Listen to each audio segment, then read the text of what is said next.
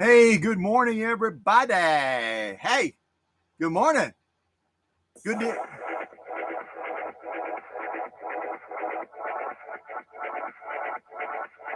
All right, let me stop this real quick. All right, I'm going to stop the party music, but I wanted to start out with a little bit of a different intro here to emphasize that we're getting excited about this. There I am. Ha! We're getting excited about this unboxing, right?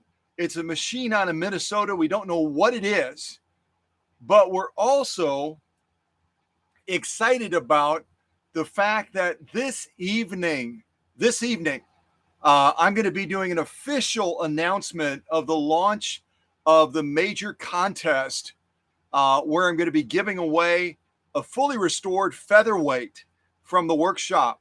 So this is a really important premiere because you're going to get some initial information about that contest. We're going to do the unboxing on this machine from Minnesota that belongs to Bill. I'm going to call him Minnesota Bill. And, but we're also going to be talking a little bit about the contest. And I'm going to be giving you some of the groundwork. I'll be covering it a lot more in detail this evening. I'll be talking about this contest that is going to start today. And I still have to decide when it's going to end.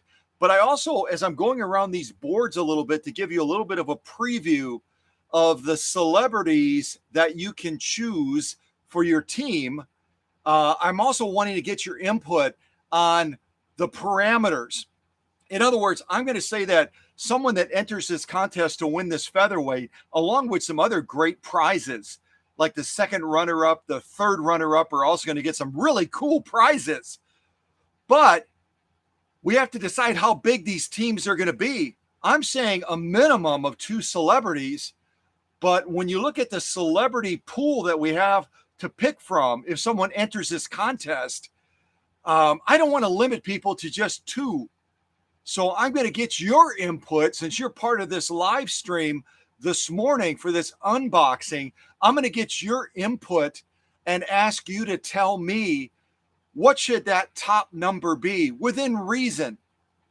In other words, should we allow people that enter this contest to pick 3 celebrities for their team? 4? 5? You know, we gotta decide today at this live stream this morning, what is that top number going to be? Again, the minimum number is going to be 2, but it'll be up to us to decide if they want to have a big team of celebrities working with them. Then we'll pick that top number today and agree as a consensus that that'll be the top number. Then if somebody wants to have a real big team, they can have a big team. If they want to just have 2 celebrities, then they can have 2 celebrities. So with all of that blah, blah, blah, blah, blah, blah, blah, let me shut off the really cool little spiral lights, turn on the rest of the lights, and let's take a look and see what celebrities they can pick from. And then you can chime into the chat and give us your input on that top number. And again, what's the total number of celebrities that they can pick from these boards before we say enough is enough? So let me get the lights on. Let me get the cool lights off. And we'll get rolling here. Yeah. Let's get rolling.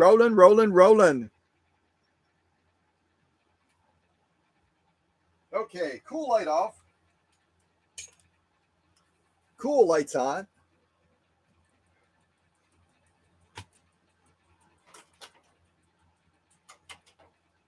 And let me get feedback from everybody that is in the live stream right now. How are we sounding as far as audio today? I don't have any music playing right now. All I have is the heater in the workshop because it's pretty chilly out today. But give me some feedback if you would. Please give me some feedback on how the audio quality is and the video quality as well. Because when I did a speed test this morning with my 5G network, it was a little bit slower than it normally is. So I'm hoping that we have good quality audio and good quality video today. Hoping. And I'll say good morning real quick to Susie from Minnesota, which is where this machine came from. And good morning to Sunny. Good morning to Emma. Good morning to Osman, my friend from Turkey. And good morning to Renee. Oh my goodness, Renee is joining us from work. What dedication. Thank you, Renee. Very cool. So I'm going to go around with the camera a little bit. Again, I'm going to look at the live chat and get some, hopefully get some feedback from you all as far as how is the audio sounding? How is the video presenting as far as these boards? I'm going to kind of look at the, I've got my cell phone on right now so I can look and see if I'm getting any feedback on audio and video. Nothing yet. No feedback on audio and video yet.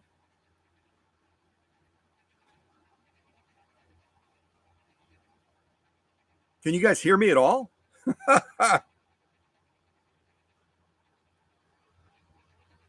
Emma, can you hear me? Osman, Renee, Sunny, Susie, can anyone hear me?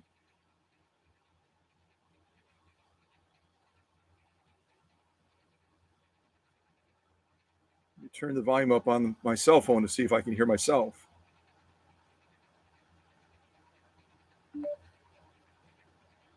Hey, can anybody hear me? Can anybody hear me? Can anybody hear me? Testing. So I'm able to hear myself on my cell phone. I'm assuming all of you can hear me.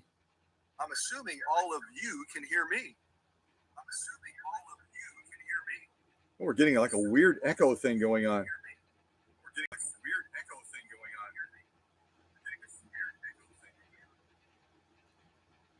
Okay, so again, if one of you all could be so kind as to type in the live chat that you're able to hear me okay, that would be awesome.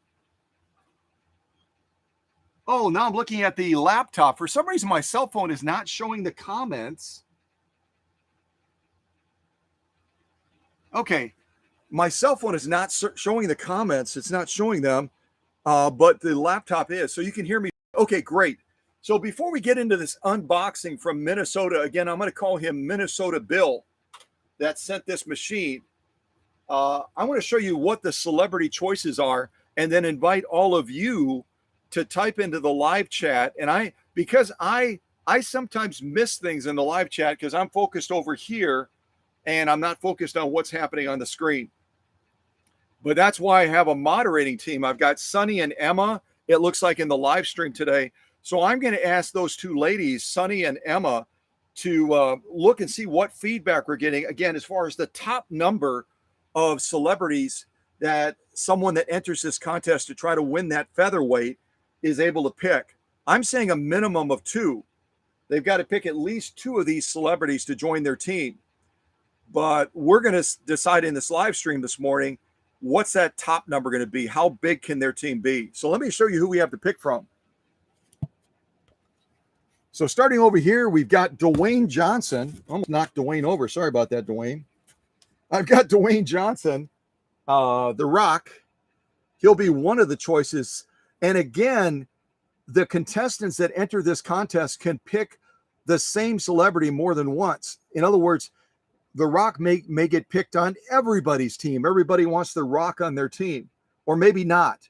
Maybe they'll want John Lennon.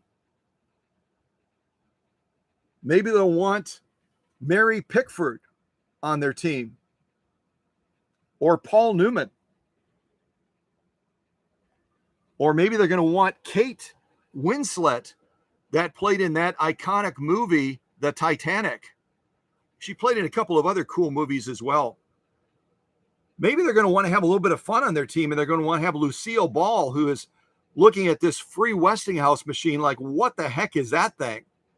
Or maybe they're going to say, no, I want a contemporary gal. I want Britney Spears on my team.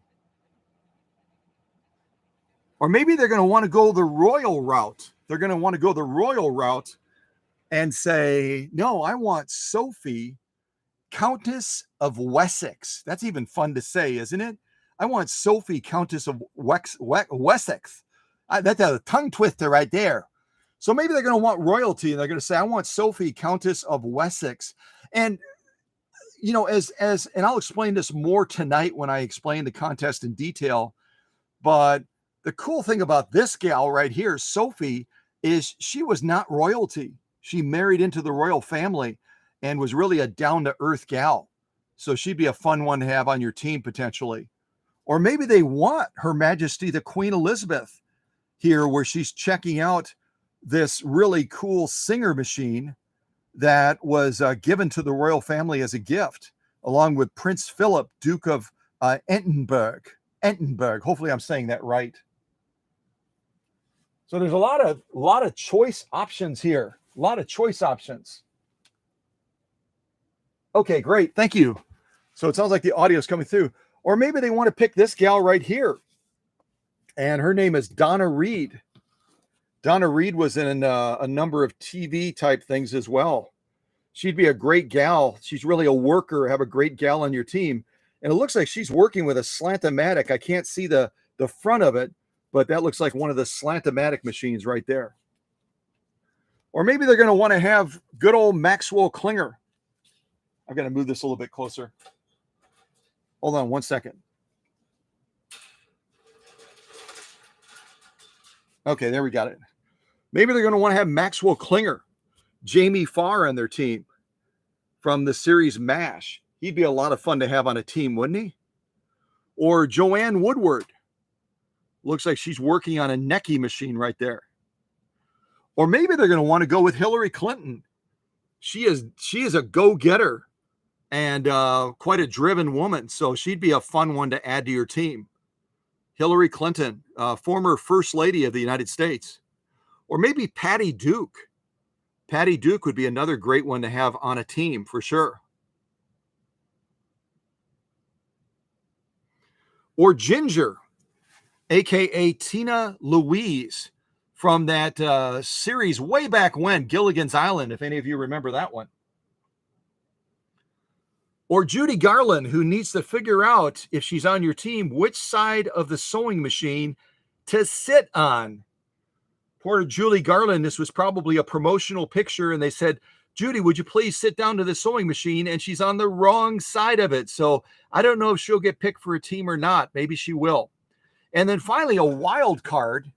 I picked out this picture of this beautiful young woman representing the Singer products back in the day, 1950s. And she will be referred to as Miss Singer and will be a guest celebrity. So all in all, I believe we have probably about 17 celebrities that folks will be able to pick from to build their teams for this contest. And again, it's going to be a writing contest. It's going to be a writing contest, and people will, I'll share the details more at tonight's live stream. I'm not going to go into that right now. But let me invite you to chime in now before we start this unboxing. What are all of you thinking as far as a top number? You're going to be the judges in this live stream today. You're going to be the judges in this live stream today and able to decide what that top number will be for these contestants that enter this contest to try to win this featherweight. And I'll have a grand prize winner. I'll have a second runner-up and a third runner-up in this contest. So what are you guys thinking? How big can their team be? Type in the live chat, and then I'll have the moderating team tell me what the consensus is. In other words, what number comes up most often? You know, are people saying, oh, limit them to 3, limit them to 4, limit them to 5? I hope, I don't know. Should we go above 5? I don't know. But type in the live chat what you're thinking as far as that top number, because I'm saying they need to pick at least 2. So they would have to, let's say they had to pick 2, they would have to pick at least Kate and The Rock, or maybe they'll choose to pick John Lennon and Mary, or maybe Paul Newman and Britney Spears, or maybe they'll go with royalty across the board, and they'll say my 2 team members are going to be Sophia and Her Majesty the Queen. That's who I want on my team.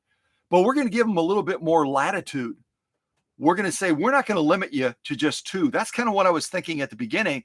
But then I thought, why don't I invite all of my family, my Cow Country family, to chime in and to decide, or at least express their opinion as to, let's go with this number. Let's give them a ceiling of this, but a minimum of 2. So what are you guys thinking?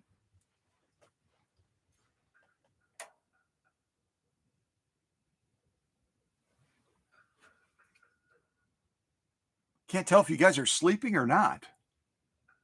No one's chiming in yet. Maybe I did a bad job of explaining it. Susie is saying 3. Come on, you guys. Drink your cup of coffee. Drink your cup of coffee and chime in on this.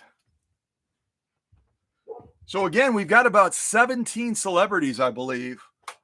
We've got The Rock, we've got John Lennon, we've got Mary Pickford, we've got Paul Newman, we've got Kate, we've got Lucille Ball, Britney Spears, Sophie, who is royalty, Her Majesty the Queen. We've got, I always forget this gal's name. Why do I always forget her name? Donna Reed. We've got Donna Reed as a choice. We've got Maxwell Klinger from the MASH series. We've got Joanne Woodward. We've got Hillary Clinton, Patty Duke, Judy Garland. We've got Ginger from Gilligan's Island. And finally, we have the guest celebrity, which I'm referring to her as Miss Singer. So Susie's saying 3, and no one else wants to chime in on this? No one else? This is a great opportunity, you guys. You can help decide the parameters of this contest. How many team members, those contestants that enter this essay writing contest, can choose to build their team. Susie's the only one so far that chimed in and said 3. Okay, now we're getting folks jumping in. You guys had your coffee or you had your orange juice. You know what I drank this morning? And no, I didn't drink a Diet Coke yet. This is my Diet Coke right here. I'm probably going to drink this during the unboxing. But I had lemonade this morning. That's why I'm kind of wired. You know, there's a lot of sugar in lemonade. A lot of sugar. So I had a big glass of lemonade this morning as part of my breakfast.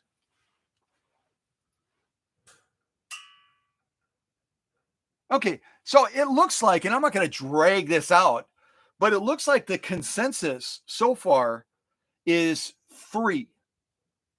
We'll limit the team for these folks that enter this contest to try to win the featherweight.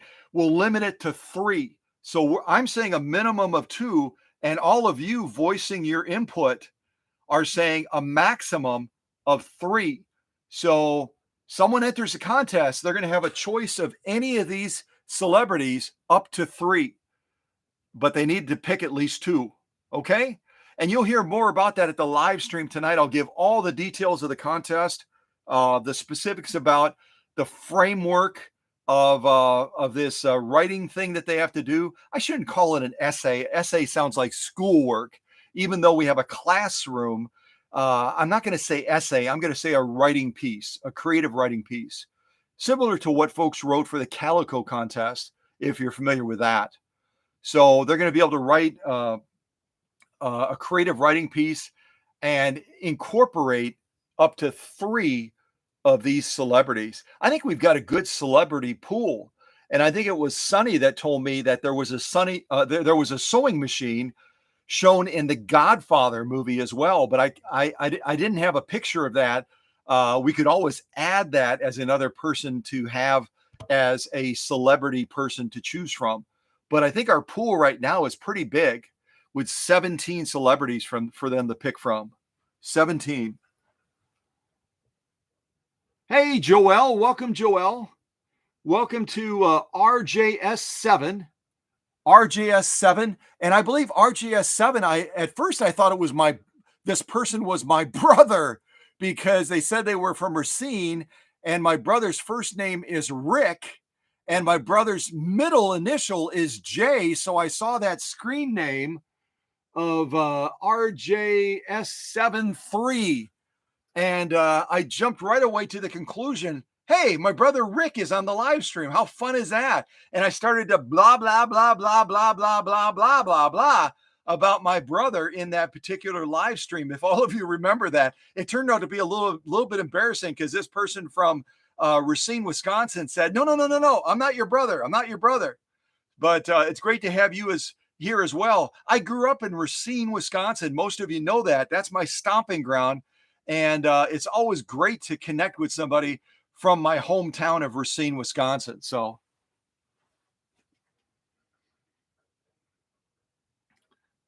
I think I said hello to everyone else already. If I missed anyone, please forgive me.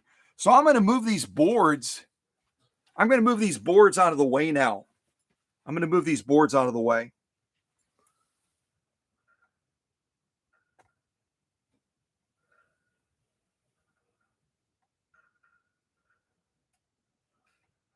Let's see here.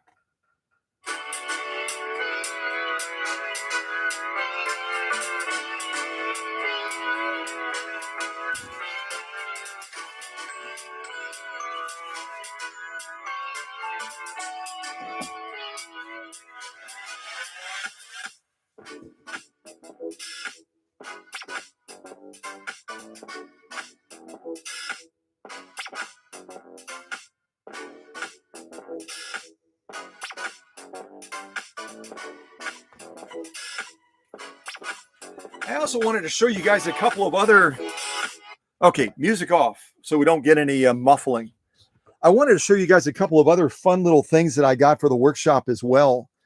I'm always talking about my concept, my principle that I learned when I was working for Pepsi Cola many moons ago. And we developed a concept when I was working with Pepsi called CANI, which stands for, and if anyone wants to type it into the chat, that would be awesome. Type in the chat what CANI means, CANI. So at any rate, along the lines of that concept, I'm always trying to find ways to improve what I do in the workshop. And I came across this. I happened to be over by Joanne's getting some more thread. And I came across this. It almost looks like a little robot, doesn't it? See if I can angle this down a little bit more. There we go. I think I have a pretty good shot of it. But I came across this at Harbor Freight. And I thought, what a neat little gadget this is. If you want to attach something to one of these clips and then look at it through the magnify glass, you can do that. Or even to, for sew-offs, I could rotate these suckers and use this to hold the material after I do a sew-off as well. And then it's weighted on the bottom, so it's not going to be tippy. But I just thought this was the coolest little thing to add to the workshop.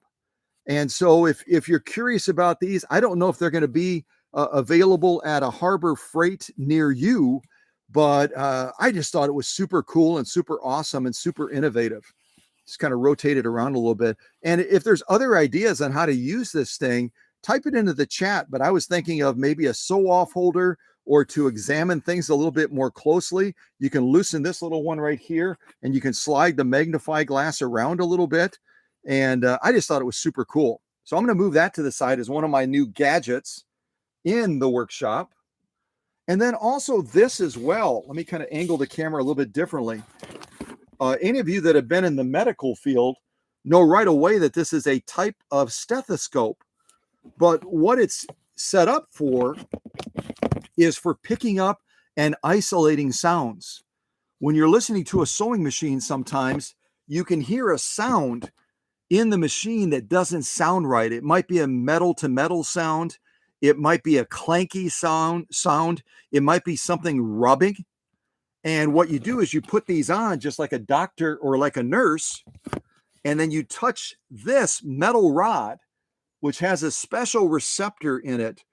And then it picks up that sound as you're moving across the machine, so you can nail it and know exactly where that sound is coming from, so you can isolate your focus as far as addressing that issue on the sewing machine.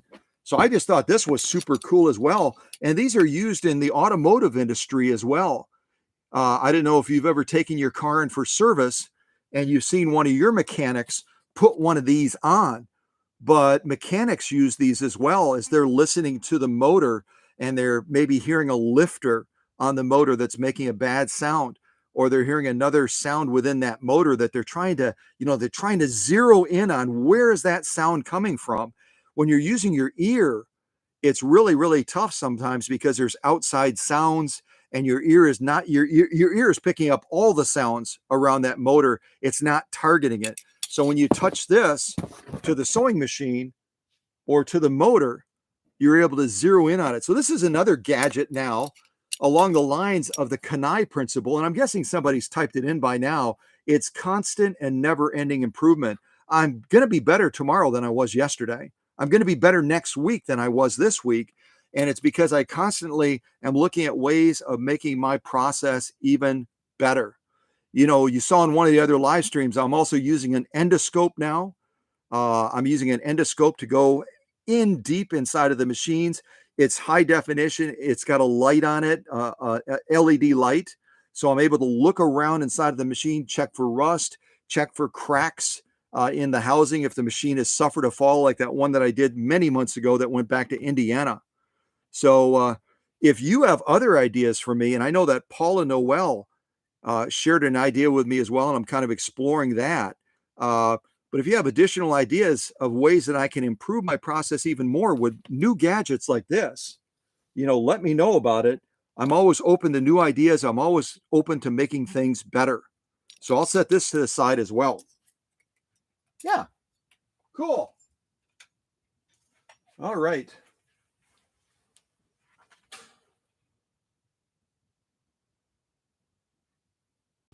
Looks like a fly maker for people who make fly fishing. Maybe it is. Joelle might be onto something. Maybe fishermen use that too, don't they?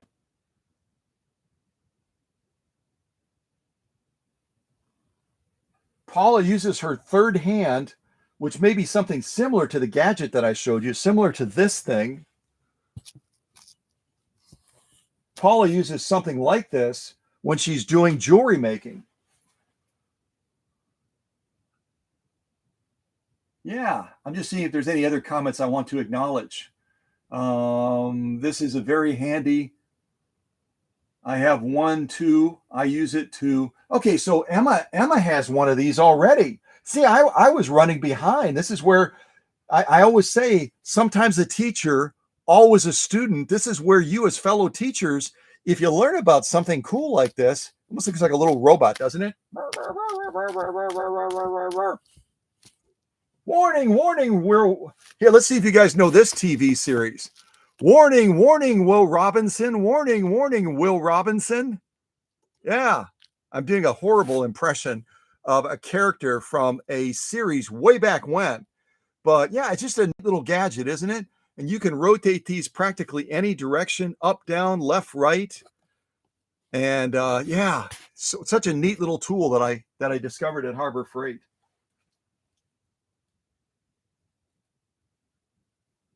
Yeah, Paula nailed it. Lost in Space.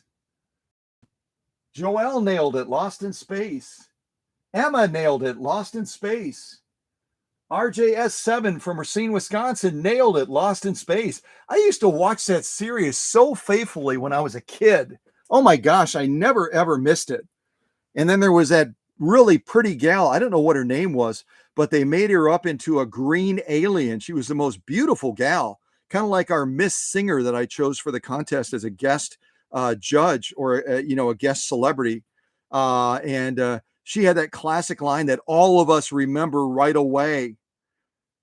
She was trying to win over Dr. Smith, and pretty handsome Dr. Smith. I'm digressing all over the place, but that was another line that I still remember, even though that was probably 30 years ago that I watched that program. So anyway, let's shift our focus now to this unboxing. And I'm going to give you a couple of clues to help you try to guess what machine this might be. What machine did we receive from Minnesota Bill? What machine did we receive from Minnesota Bill that he is hoping to do, as I said in the title of this live stream, is hoping to do some super heavy duty sewing. I think he mentioned canvas and maybe some leather sewing as well. He's hoping to do it on this machine. Based on the initial tests that he did with this machine, that's not going to happen. It's not going to happen. But it was Emma many, many years ago now. She sent one of her machines to the workshop that had motor issues. And when she got it back, it was able to sew just off the charts as far as restored power. And Emma doesn't have to mention what that model is, but if she wants to, she certainly can. So we're going to see what we have in here. But let me give you some clues, first of all, to try to guess what this might be. So some of the clues that I'm going to throw at you are this particular machine was made from 1953 until around 1957. This particular machine was made from around 1953 to 1957.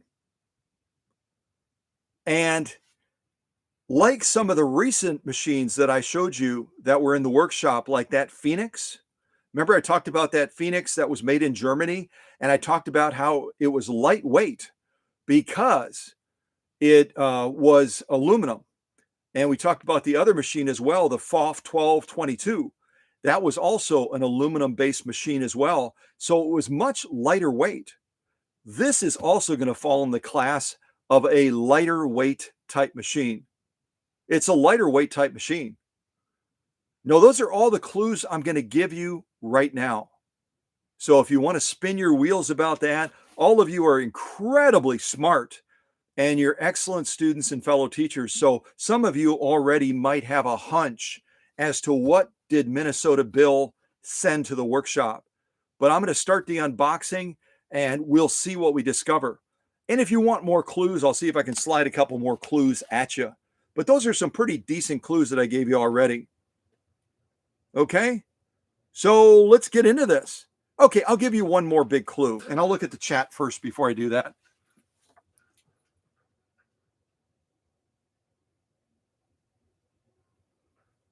Paula is saying, great clues. Nice. Susie is saying a 201. Paula is saying a 301A. Sunny is saying a Kenmore. Emma is saying a 301A. Susie is also saying a 201. Then it cannot be the 201. Okay, yeah. So, yeah, the 201 was introduced around 1935. So Susie is right. Susie is correct to eliminate that. Eliminate it. Because the 201 didn't come on the scene until around 1935. Joelle has a really good guess, 99K. And any of our folks that are in the live stream right now, can certainly do some Googling to see, what machines, because there was more than one machine made from 1953 to about 1957.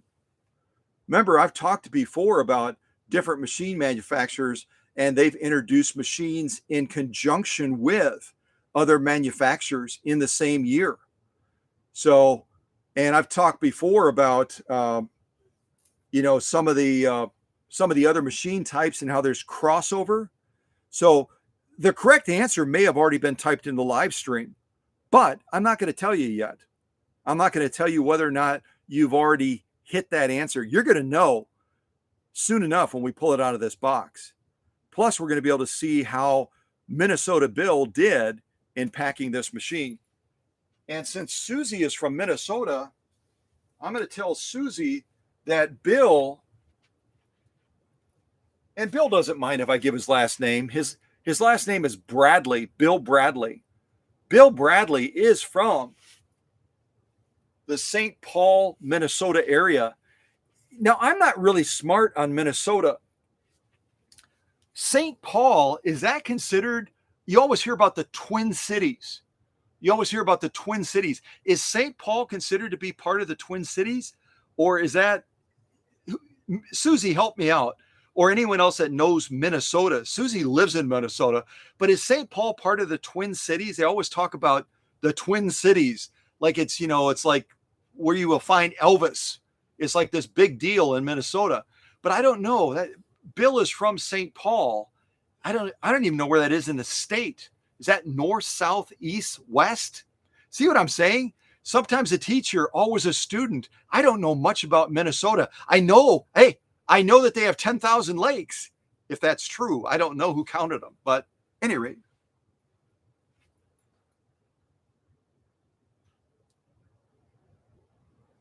And Kathy King is saying maybe it's a Spartan. That's actually a really good guess because Spartans are fairly lightweight. The Spartan is also known as the 192K. The 192K is the same as the Spartan. And the Spartan is almost a mirror image of the 99K that I think it was Susie. Susie had guessed, somebody had guessed the 99K. Who was it? Somebody had guessed the 99K. So the 99K and the Spartan are those 3/4 size machines. The Spartan is just a little bit more simplistic. It doesn't have a lot of decaling and all that stuff on it, but it's a fabulous machine. And it is a lot lighter than most other vintage machines.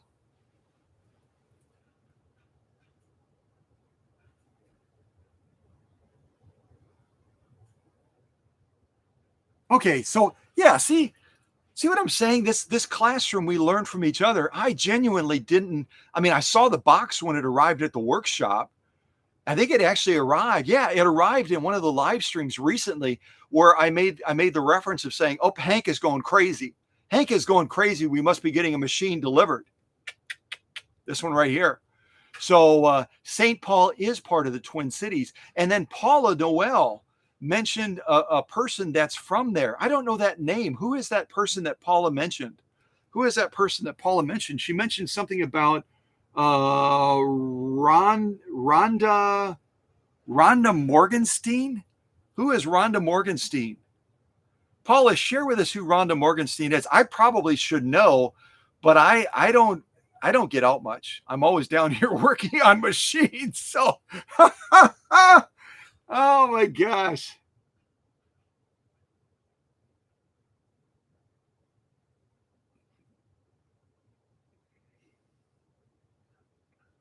Oh, Mary Tyler Moore. I know the Mary Tyler Moore show. I remember that. I know that. Yeah, I know Mary Tyler Moore. Absolutely.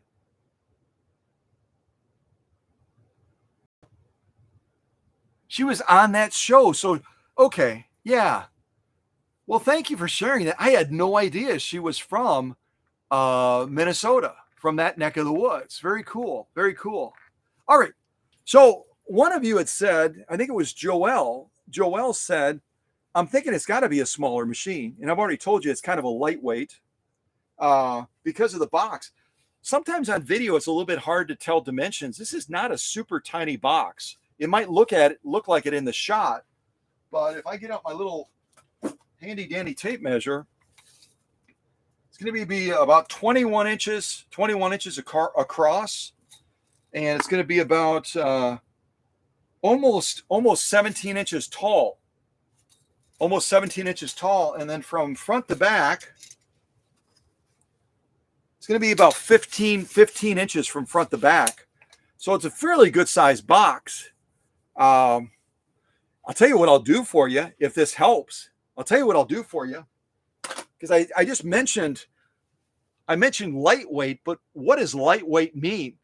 What does lightweight really mean? Let's actually weigh the box, which is going to be deceptive because we have got the packing material and we've got the box, but that probably doesn't add a ton of weight to this. Probably not.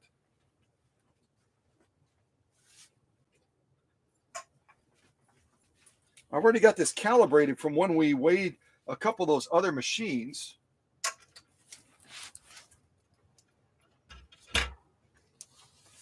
See if I can balance it a little bit on here. Oh, goodness gravy.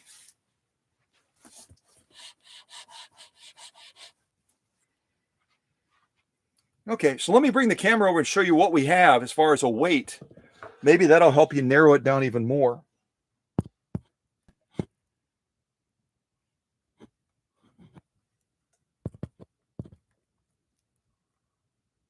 I don't know if you can see that in the shot or not. I hope you can. It's looking like right around 24 pounds. 24 pounds. And I'm kind of balancing the box on its edge.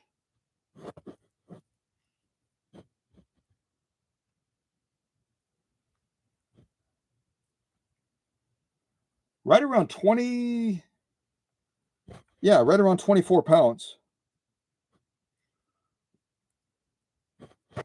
And that's with it kind of balanced. You see how I have it balanced on the scale right now.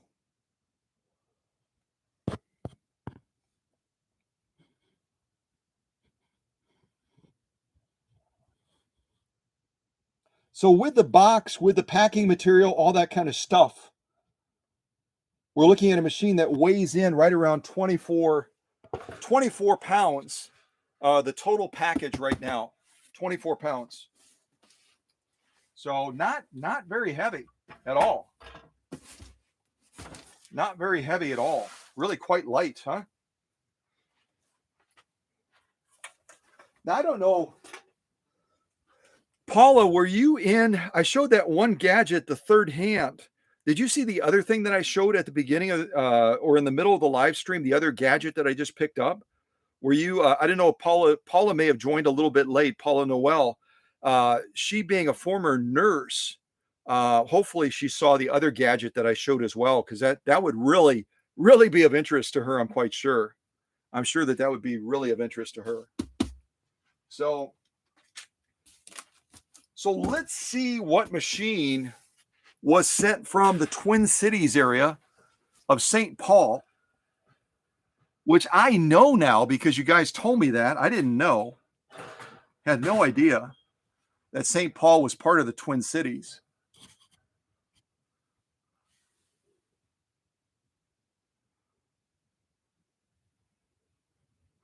Oh, I love that. Beth Works On. That's a fun name. And Osman from Turkey is saying, could it be a 218G? 218G. That's a pretty rare machine. A 306. So many great answers.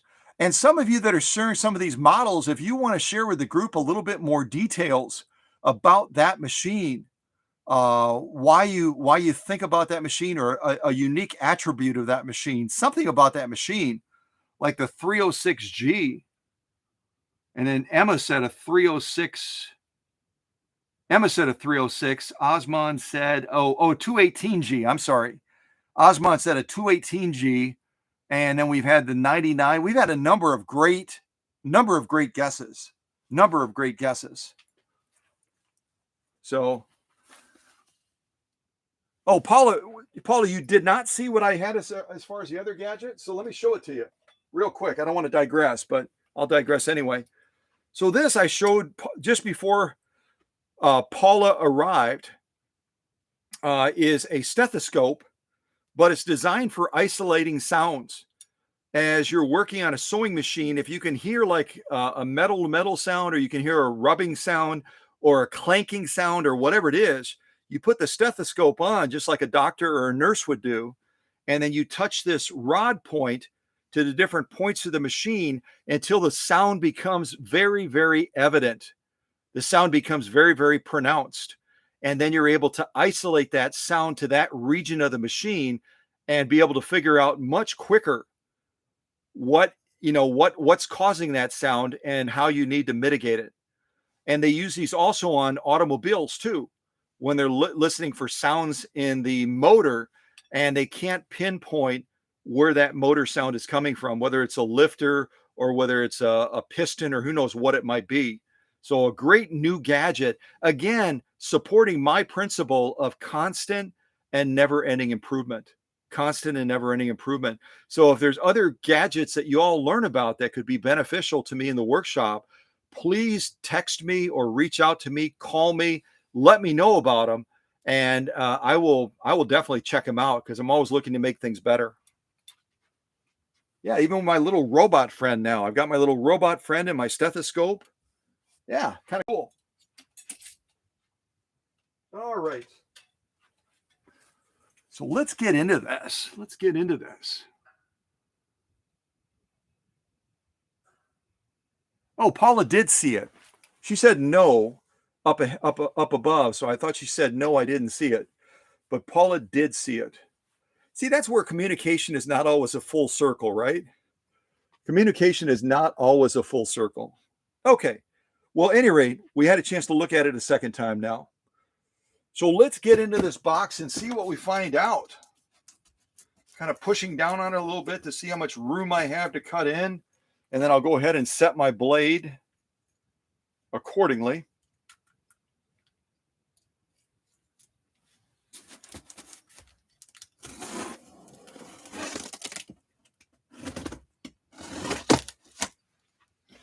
So Bill Bradley, that's kind of fun to say. It's like B&B. Bill Bradley from the Twin Cities in Minnesota is hoping to sew heavy duty stuff with this machine. And he's done some initial tests with it already. And it was like, no, that's not going to happen. So that's part of, well, I shouldn't say part, that's really the major reason, along with getting the machine serviced and the workshop magic. That's why he sent this machine from Minnesota over to here. So yeah, let's see what we find.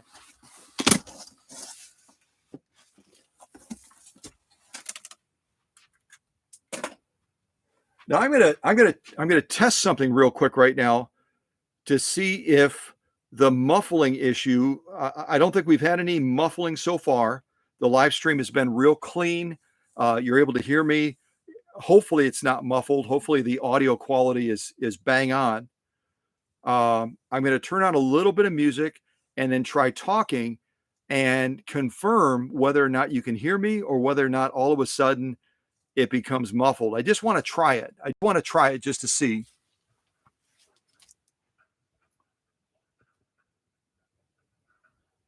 Yeah, it's a cool toy. I like having toys, even though I'm a grown-up now. I like having toys, especially if they're purposeful toys. You know what I mean? Yeah. All right, volume way down.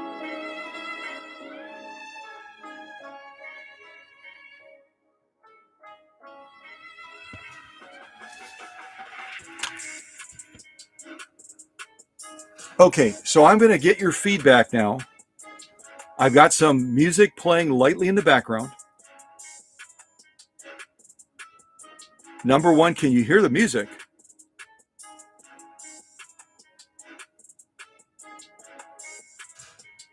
Number two, if I'm talking while the music is playing, can you hear me clearly or is it muffled?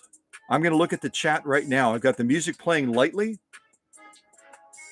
And Please give me some feedback on the audio quality right now with music playing in the background.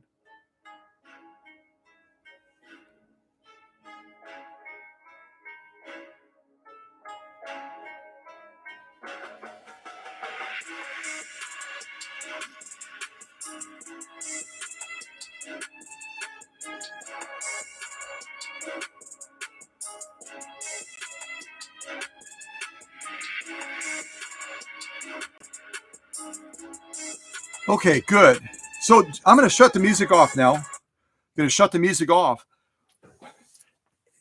I always say it, you know, I've got a lot of experience. I've got like 23 years of experience working on vintage sewing machines, but I'm constantly learning every day.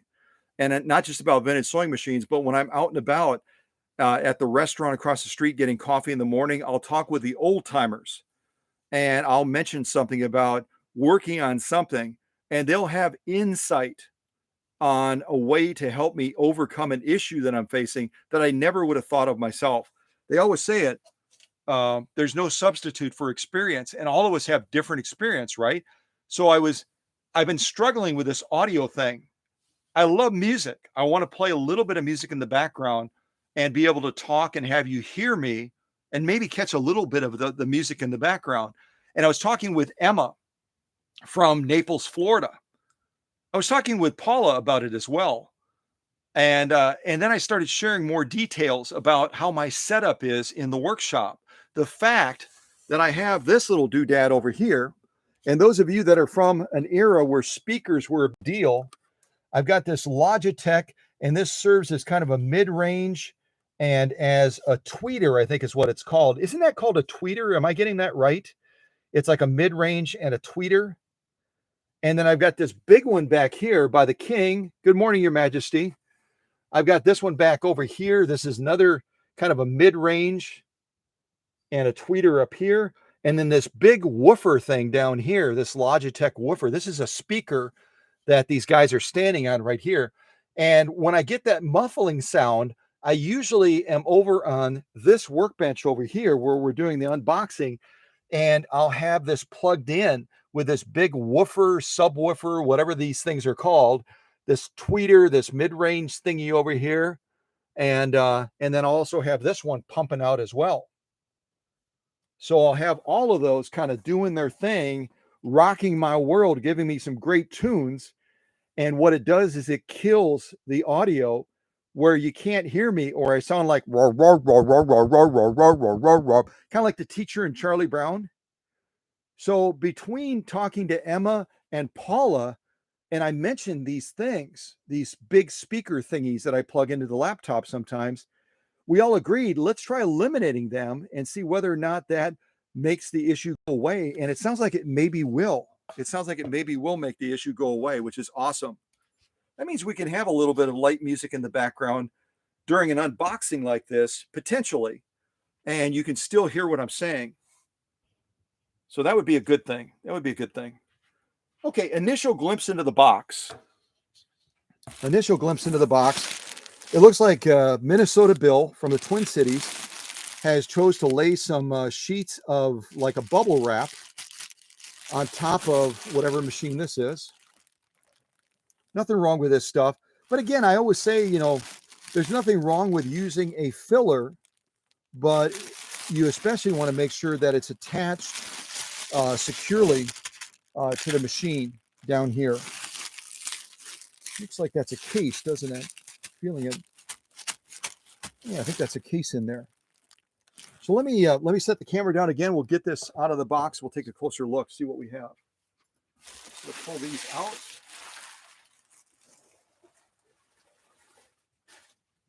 And I really appreciate all of you that offered your input on the contest parameters. I was struggling with that. As to whether or not, you know, I should, because I thought of 3 too. I thought of the number 3, but then I was thinking, well, maybe somebody wants to have 4 or 5 or 6, because we have 17 celebrities to pick from, but 3 makes a lot of sense. So, you know, if anyone enters a contest and they weren't part of this live stream, and they fuss about that. They kind of kick their heels and they go, well, I wanted to have 4. I wanted to have 5. That's my answer, because you weren't at the live stream when all of us came together as a team and decided that top number. So sorry. All right. So I'm going to cut the front of this box open.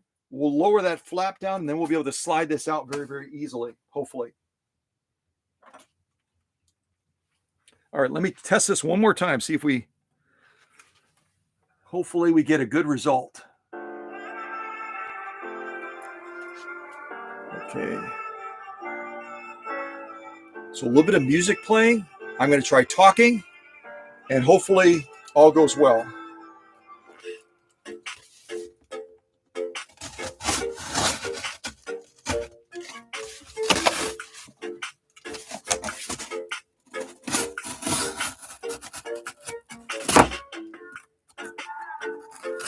I'm going to cutting right through the table.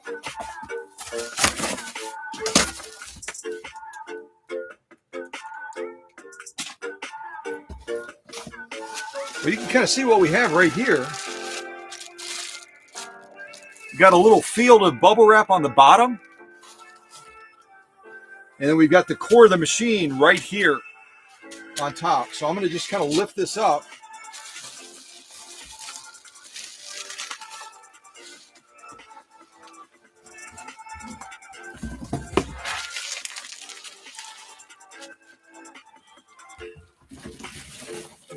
And I had mentioned in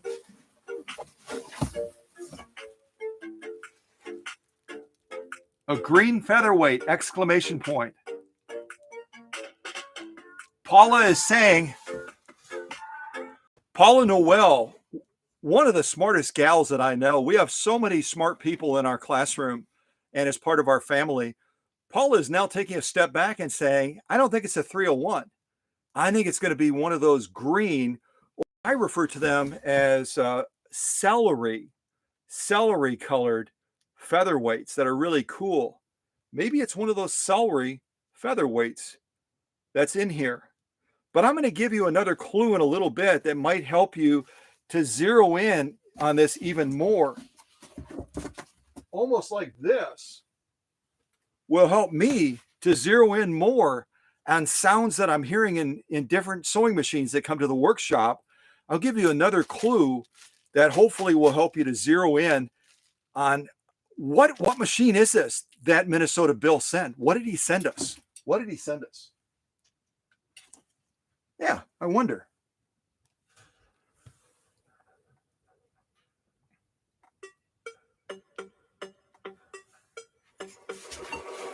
Oh, I was going to mention as well, Home Depot does a really good job of building some quality boxes. So if you're looking for a box to ship the machine to the workshop, I would definitely suggest you check them out. They've got some really good corrugated boxes. I'm going to knock everything over. Jiminy crickets.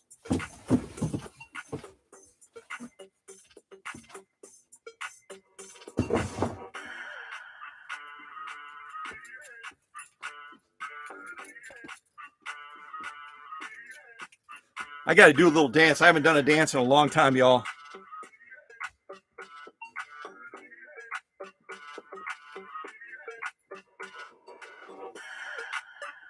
All right, that's enough. Ha ha!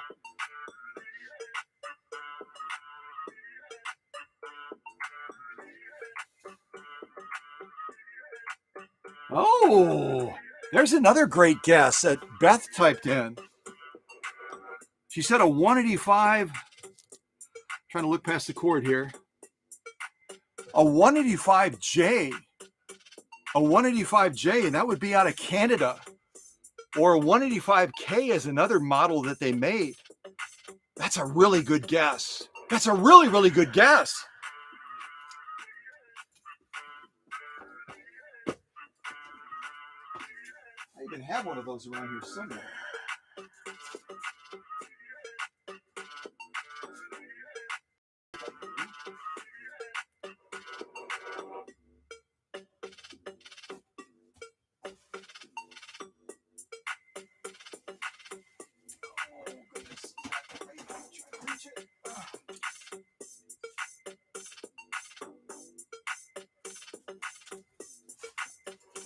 Yeah, I happen to have one over here.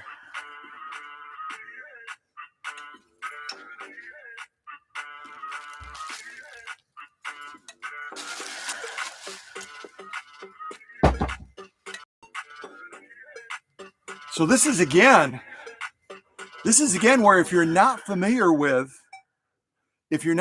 certain machines, all of us have different experiences. All of us have had different machines in our personal collections. This is one of the machines in my personal collection, and our friend Beth Works On had mentioned a 185J, I believe, 185J, which again is out of Canada, and it's a beautiful green color. This happens to be a 185K. It's nearly identical to the 185J, but I wanted to pull it out of my collection real quick so I could show it to you.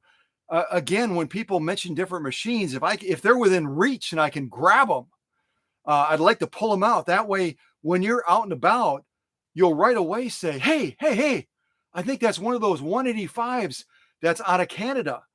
And right away, you'll recognize it. So this is what Beth is talking about. This is just a little bit different.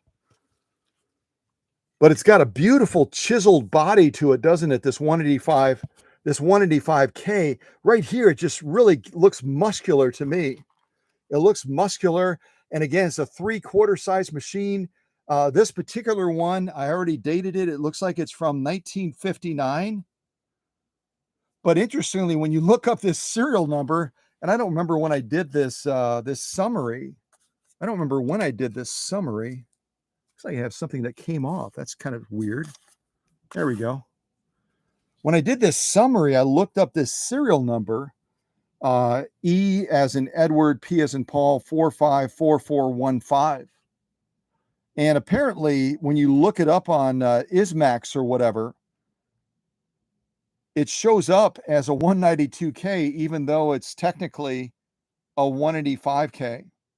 So if anyone wants to look it up just for kicks and giggles, that's what I found back then when I did this, is that this 185K serial number EP454415, born around, I don't know what I meant by adjust. I did this probably like 10 years ago. I don't remember what I meant by adjusted, but the one date, July 29th, the other one is July 27th. Both of them are 1959. Large production group of 50,000. But again, apparently in the summary, based on the serial number, at least that's what I found back then. Maybe it's been updated. But they were describing it as a 192K, which is a Spartan, instead of describing it as the 185K. So anyway, blah, blah, blah, blah, blah, blah, blah. But it's really an awesome machine. It's quite cool. I'll just show it to you a little bit from some other angles. But this chiseled top is what I really love in the arm of the machine. Isn't it spectacular? It's not the standard type look on an arm. It looks chiseled to me. It looks muscular. It's quite spectacular. It's got a pretty faceplate, different shading on it as well. But this is what our friend Beth was talking about. It's pretty much the equivalent of a 185J. It's just a 185K. It's a little bit different. Again, from the north, from Canada. Quite spectacular. It's got that spotlight type light on it, like some of the 99Ks and a couple of the other machines will have as well. That became real popular. Very strong motor on this machine. It's going to be a comparable motor to the Spartan.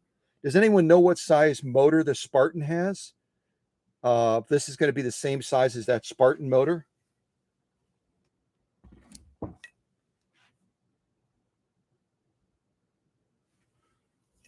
So yeah, it's fun to be able to visualize when one of our friends in the live stream describes a machine type and you've never seen that machine before. If I'm able to grab it quickly, like this one was within reach, I'll go ahead and pull it out, and that way you can see it, and you can see the unique features. I just love this part of the machine right here. It's so cool.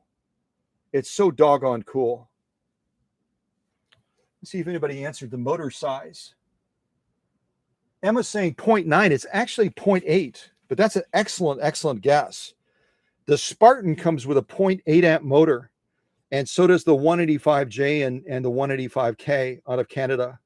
So they've got a bigger motor. It's a 3/4 size machine, like the 99K and some other Singer models as well. So you've got this tiny little body of the machine, but it's a powerhouse machine when it comes to heavy duty sewing.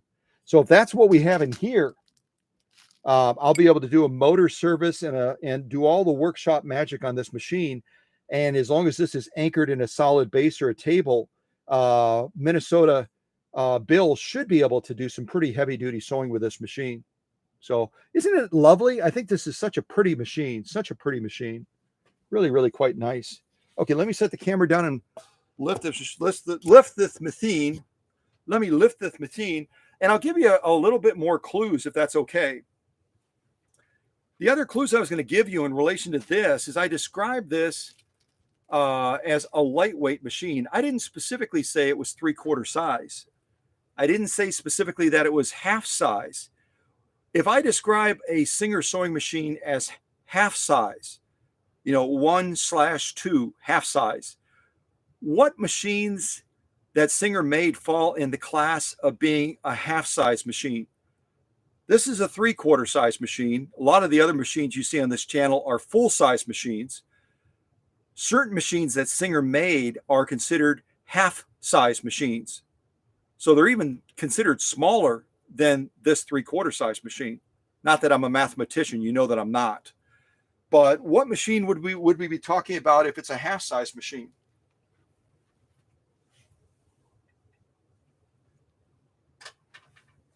Gonna look at the chat real quick. Oh man, I'm like rocking the world here.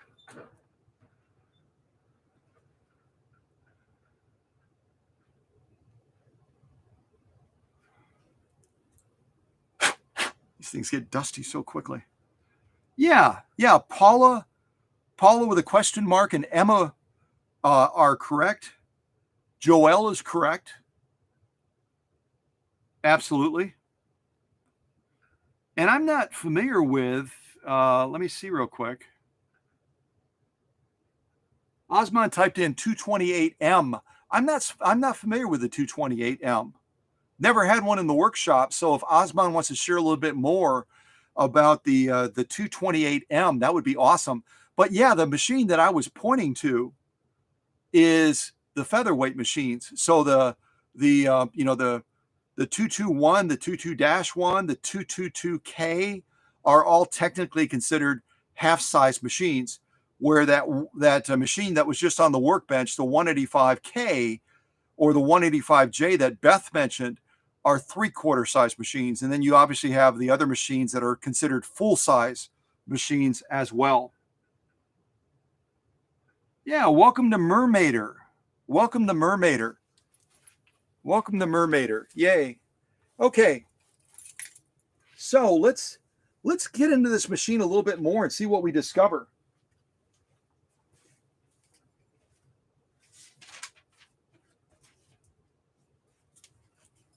So we know in the box with all the packing material in a case, some sort of a case, that this weighed in right around 25 pounds. It weighed in right around 25 pounds. So this really is quite a mystery, isn't it? It's quite a mystery.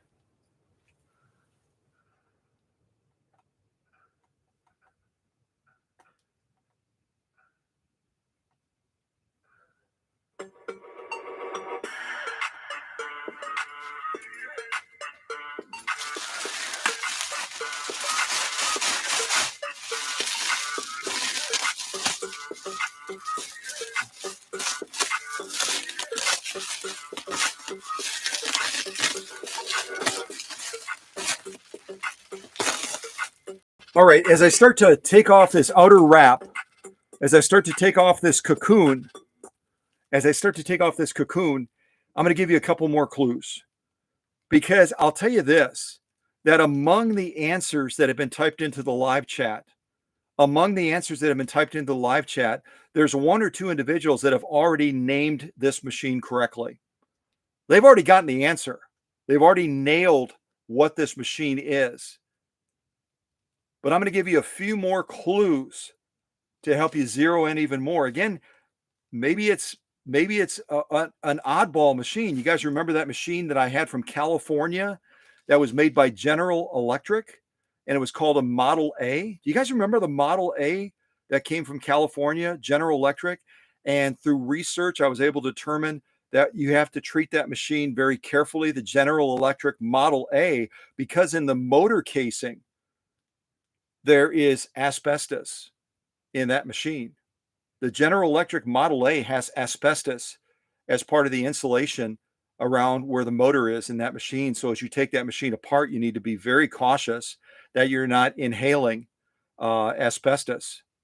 What are the other? We've got some medical people. We've got some medical folks in our live stream right now. Emma is a pharmacist. If you didn't know that, Emma is a pharmacist. Let's see. Susie, I believe, is retired. Is Susie retired too from nursing? I know Paula is retired from nursing. But what are the other hazards of asbestos? Is it only inhaling it? Is the inhalation of asbestos the only hazard, or are there other hazards associated with asbestos? Anyone that knows, please share that in the live chat. It doesn't have to be one of those individuals that I mentioned. Anyone that knows more about asbestos than I do, which is probably a lot of people. What are the other hazards of asbestos other than possibly inhaling the stuff? If you're working on a General Electric Model A, like I was before I got done with the work and I shipped it back to California. And if you don't remember that one, go to this YouTube channel, and under the search thing, the little hourglass thing, type in there Model A or General Electric GE Model A. And what you'll discover is, and this is where sometimes a teacher, always a student, when I was initially working on this machine and I started doing all of my magic to it to get it back, because these were people that had searched out in California and around the West Coast. They had searched for almost 10 years to try to find someone that would take this machine on. You guys remember that? I mentioned that in the video back then. We weren't live streaming back then. And I mentioned that these folks had searched 10 years and everyone said no to the project. And then they reached out to me. I said, send it to me. I'm gonna give it the workshop magic and make it like it's new again. And that's exactly what we did. But I was deep into that project. Let me get into the shot real quick. I was deep into that project on that General Electric Model A before I ever learned that it had asbestos in that motor area. Because there's a lot of insulators that manufacturers used in motors and foot controllers, anything that's electrified. And sometimes it was a non-asbestos product. Sometimes it was an asbestos product. General Electric used asbestos in their Model A's and probably other machines as well. I was deep into that project before I ever learned it. And then I put on a mask. So I don't know if I ended up sucking some of that stuff in or not, but those of you that are in the medical field or anyone that's in this live stream, if you know more about asbestos, how we can protect ourselves from it, please chime in, especially our medical people, because they might have knowledge that we don't. You know what I mean? We all have different toolboxes. And so that would be really helpful.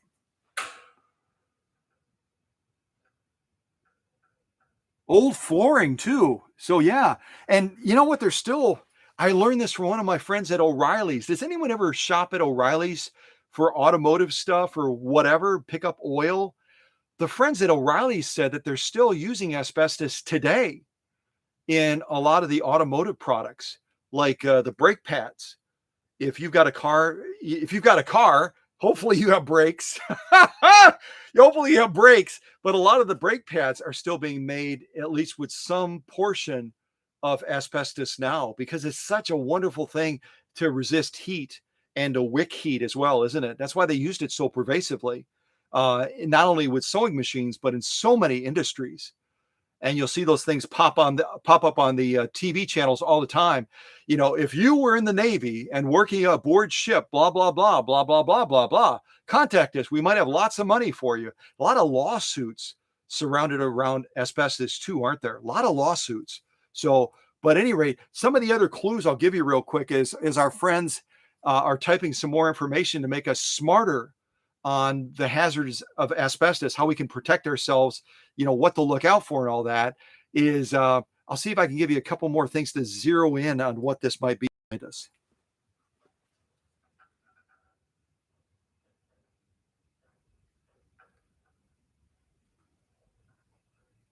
Osman is saying maybe a 222K.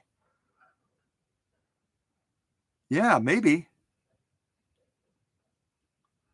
And Emma, again, our pharmacist is saying, yeah, inhaling this stuff is the biggest hazard. I'm just going to read some of these comments. Yeah, Joelle has been with me, like a lot of you, for a very long time. Joelle remembers that video that we did back then on that Model A. If you didn't watch it, I'm not trying to push my videos. That's not my intention. But if you want to see a really, really cool machine, check out that Model A General Electric video that's on this YouTube channel. It really is quite an amazing machine. If I remember right, Joelle maybe can tell me, because I deal with so many machines. I believe that remember we talked recently about that Phoenix from Germany that I just showed recently in a live stream, and I talked about that long beak shuttle, the unique threading of that shuttle bobbin system on there. Otherwise, the machine just goes crazy. I believe that Model A by General Electric also had a long beak shuttle design on it as well. One of you can fact check that and let me know, unless you remember, but I believe it was a long beak on that too. Oh, good morning to Jacqueline as well. Good morning to Jacqueline. Great to have you here. We're getting so many new friends, joining us, and it's such a blessing. I love it. I love having folks join us that haven't been a part of us before. Okay, I'm going to give you another real big clue, because again, I talked about General Electric. I talked about the Model A. I've talked about German machines. Germans made a lot of machines, some of them 3/4 size, half size, otherwise. I kind of rhymed that. I didn't mean to. But my point is that we really don't know at this point, or you don't know, what the manufacturer of this machine is. I'm going to tell you that the manufacturer of this machine, I'm going to whisper it. Hold on a second. The manufacturer of this machine is Singer. And it was at their Anderson, South Carolina plant. It's a Singer inside of this box that our friend Bill from the Twin Cities sent to the workshop. Okay? Don't tell anyone else. Just keep that, and then you can type it into the live chat if you want to have another guess. Okay?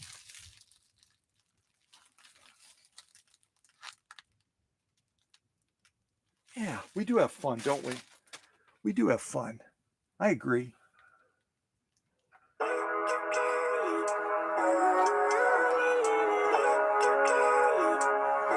Okay, it's time.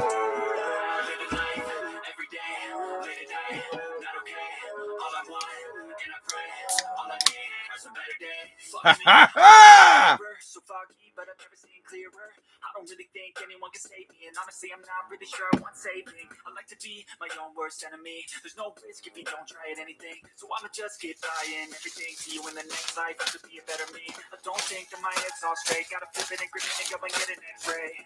What's wrong with me? I just feel weight pushing on my chest and it's freezing, I suffocate. Better change my mindset, meditate. It's pretty cool that I'm alive and have better days. I could walk, see, hear, I should celebrate. Think I can change my mind, maybe elevate. Every night, every day, every night, not okay. All I want, I pray, all I need, a better day. Yeah, all I need, a better day. Is all I want, I pray, I believe, a better day. Kinda stuck between a rock and a hard place. Do I work hard or live at my pace? You're only young one, yeah, that's all great. But I also want a future where I'm okay. Living life is doing lots of cocaine. Wait, no, it's living with no shame. Wait, no, it's kicking in on Sundays. I guess it's different for each of us, and that's okay. Well, I just want to be happy. How to get there? Glad that you asked me. I think it's different for everyone. Some of us need work, others need fun. Some of us need purpose to overcome. You gotta do what you love and get it done. There's so many differences in each of us. Trust your gut, I can show you what you want. Every night, every day, every night, not okay. All I want, and I pray, all I need, better days. Yeah, all I need, better days. It's all I want, I pray, I believe, better days. Every day, every night, not okay. All I want, and I pray, all I I need are some better days. Yeah. All I need are some better days. Is all I want. And Paula is typing in 201K. And then Jacqueline typed in 99K. My son-in-law rewired the foot controller, and I was reading up about the motor may need oiling. Would one be concerned about that as far as asbestos is concerned?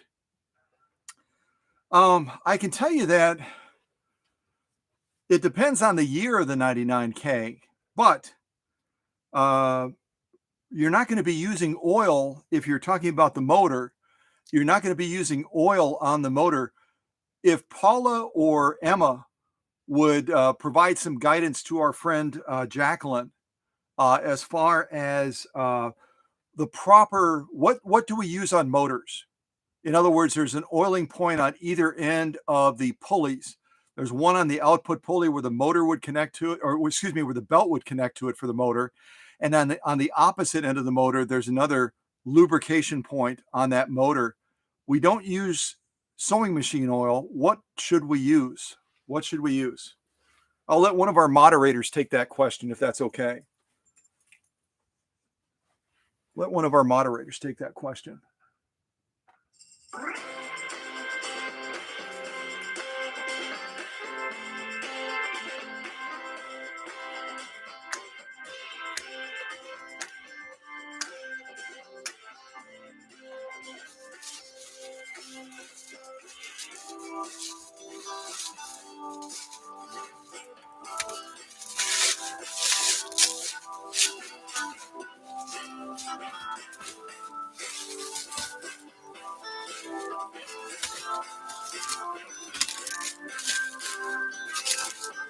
Okay, we're down to the case now. We're down to the case. I'm going to mute this again real quick. We're down to the case. I'm going to give you another really big clue. I whispered into the camera the fact that this particular machine came from Anderson, South Carolina. I also whispered in the camera as well a clue about this machine. It's obviously made by Singer because that's where their plant was, right? And there were some more guesses, some really good guesses that came out. Let's take a look here.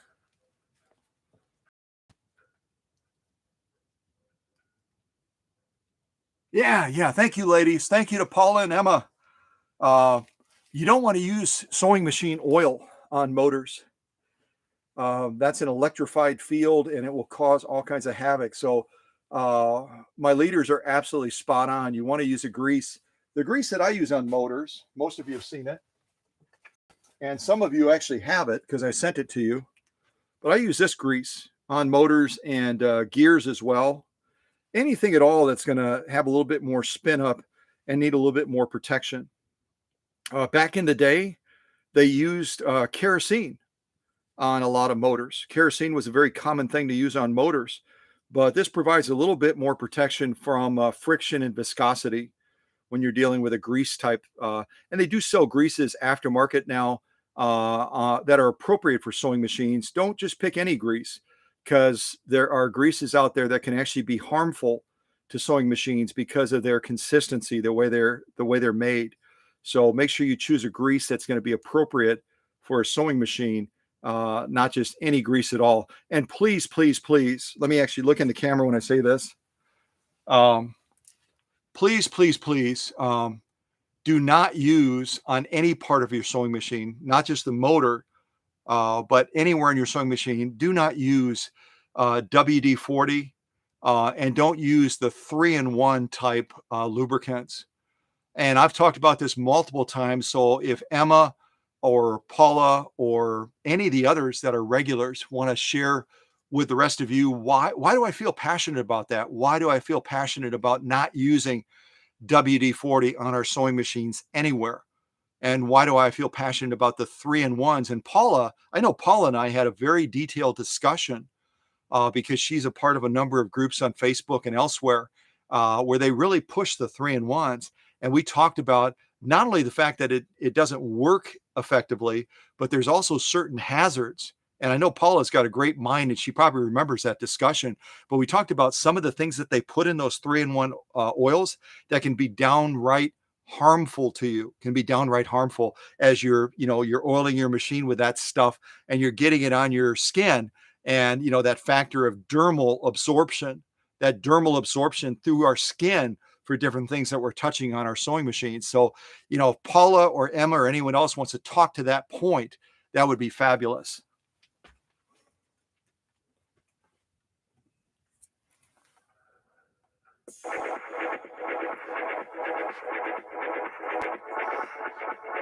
I got to try it. Hold on a second.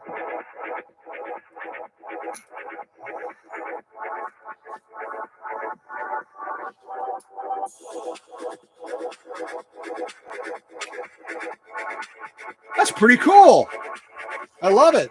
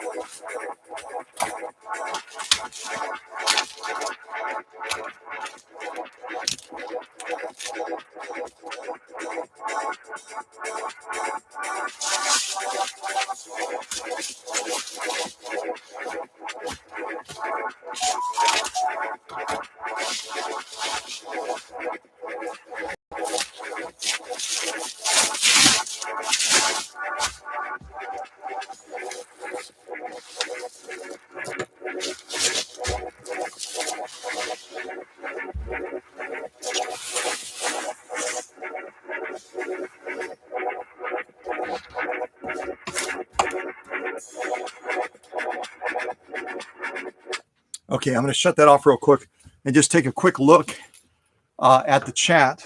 Also going to move the camera angle a little bit. Show you what we have so far.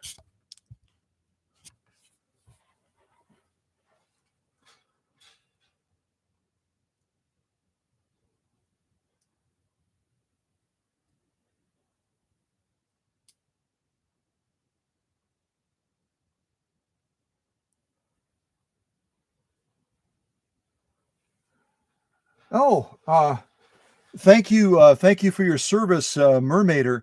I'm assuming that you were probably in infantry or served in the Army or the Marines or something like that, but it's always great to meet another fellow veteran.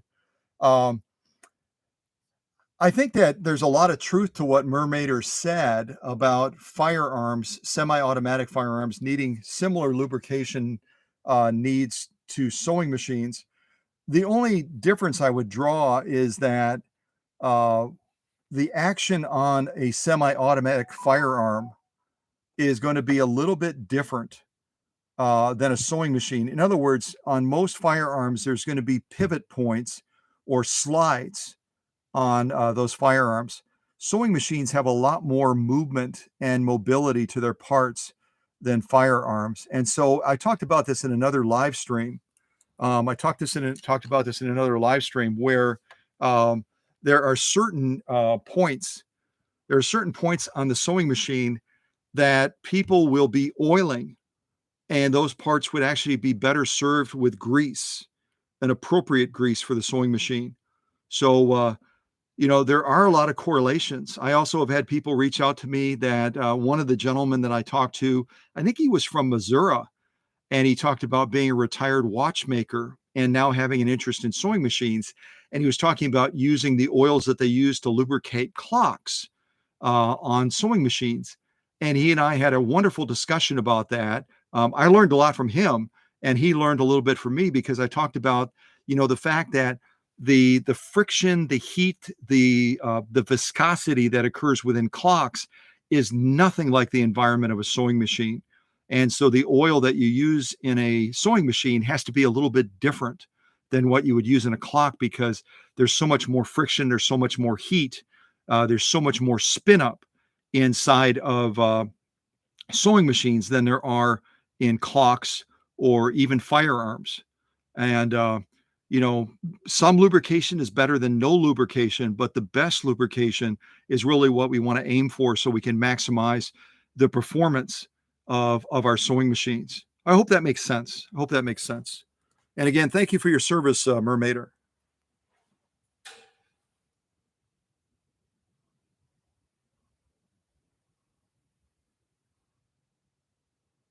Yeah. Oh, good morning to Kathy Pecor.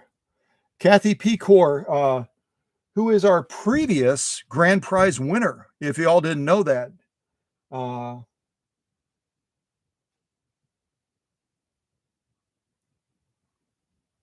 oh, that sounds like fun. Yeah, Kathy's talking about a clone of the featherweight. There were a number of people that made featherweight style machines. And really, what defines a featherweight is the lightness factor and the tilt bed, right? And there's a number of machines that had that tilt bed, including the General Electric Model A that I talked about earlier.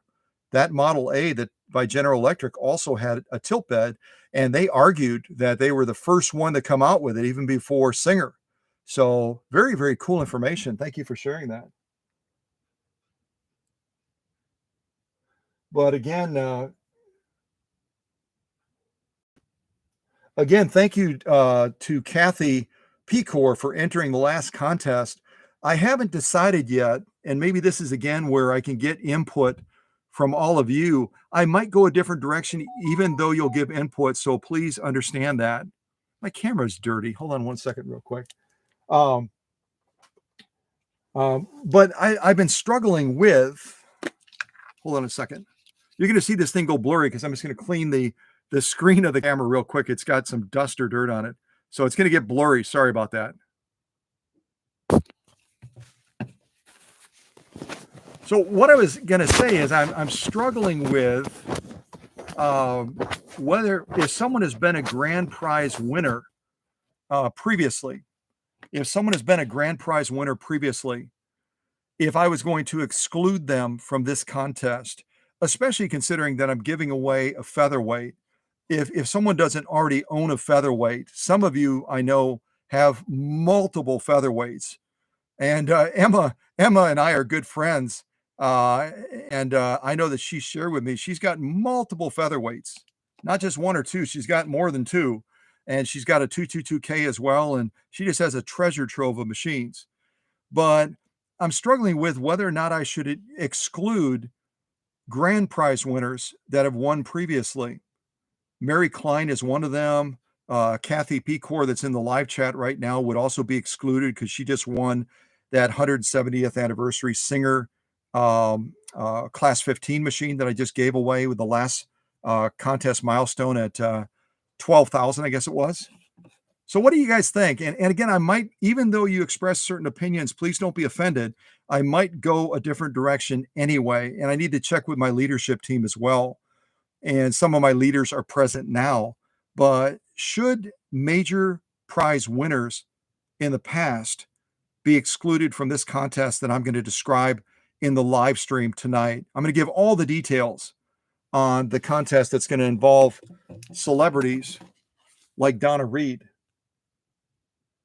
as these people build their teams. Should major prize winners in the past be excluded from this next contest? What do y'all think? Please share your ideas. And if I don't have time to read them all right now, I do have chat replay on this live stream. So as this video is posted later and people are watching it, they'll be able to watch all of your comments in the right column. They'll be able to see all of our chat in the right column. So give me your thoughts on it. It's something I'm really struggling with. I'm struggling with this big time. So let me know what your thoughts are, and I'll continue working on this, getting this the rest of the way out of the case.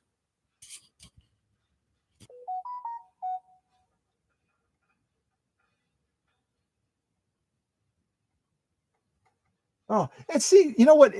Emma just said she looked it up and it looks like a beast or whatever. I've been writing notes, and maybe you can join me in this effort to write notes to YouTube telling them that we want, let me move the camera. We want our participants that are in a live stream like this, we want them to be able to post pictures as well. Now, the only condition I would put on it is if they go to try to post a picture, just like certain comments are flagged, and then myself or one of the leaders has to approve them. If someone writes a certain sentence and there's a word in it that YouTube thinks is a potential problem, then what they do is they flag it, and then myself or one of the leaders has to review the comment that the person wrote. And then once they click that they approved it, then everybody else can see it.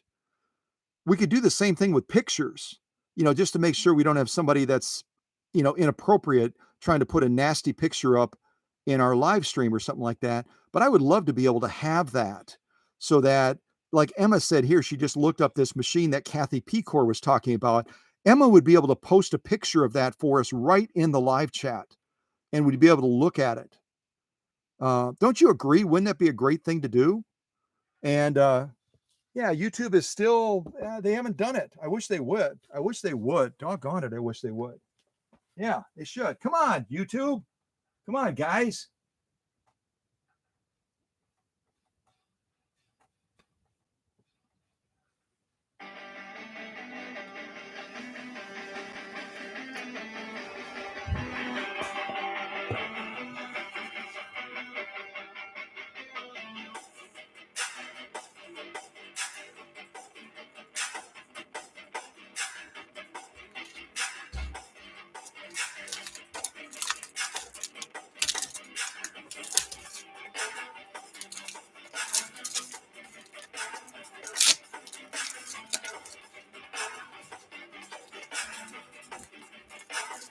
This stuff is slippery.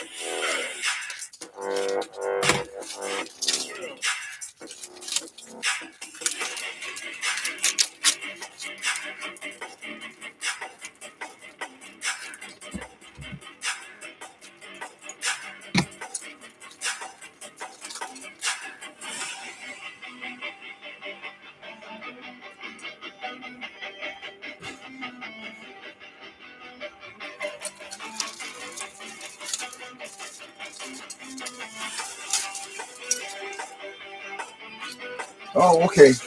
Just a couple little parts.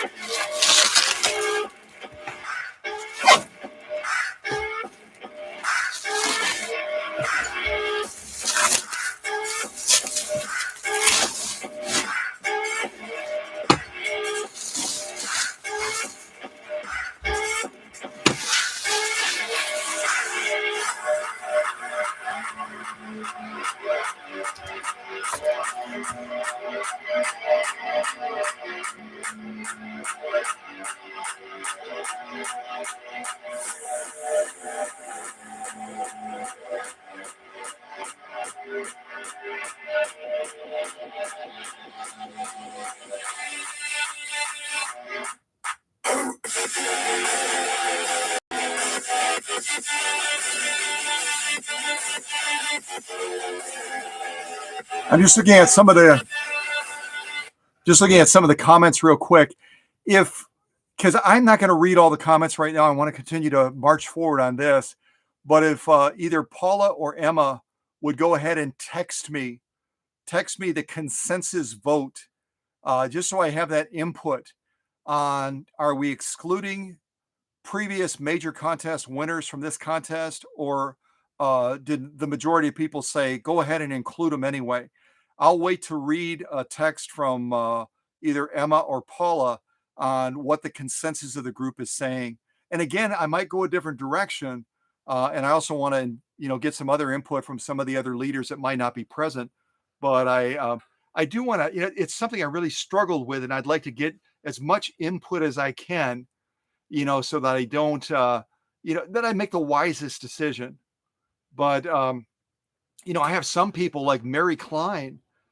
If you remember Mary Klein from some of the previous contests, she actually won 2 machines in almost back-to-back contests. And that's where, she kind of came to mind right away. Is it wouldn't, I wouldn't feel right if she ended up writing and we picked her again and she like wins 3 major contests, 3 sewing machines.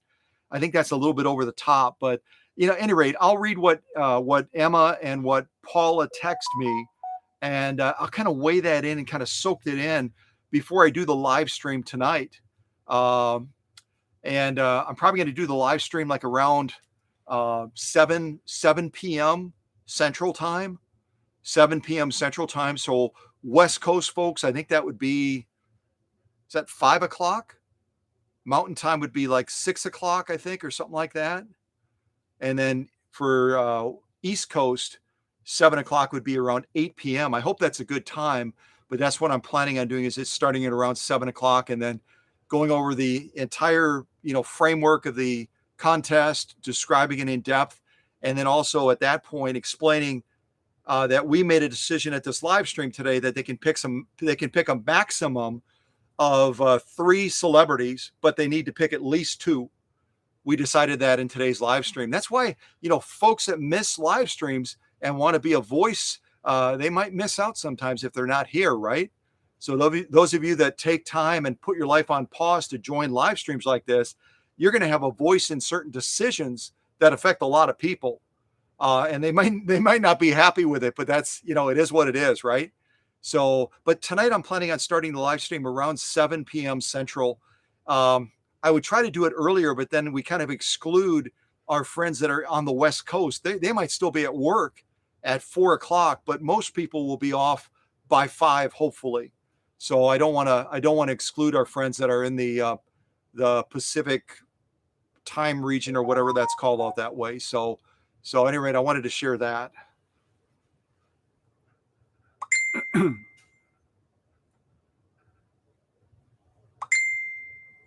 Somebody's trying to get my attention. Oh, who is it? I can't see. I have no idea. They'll have to wait. Hey, if you're watching this live stream right now and you're sending me a text message, you're going to have to wait. Sorry. It's funny. Oh, this is a nice comment. There was a friend that contacted me about a particular issue.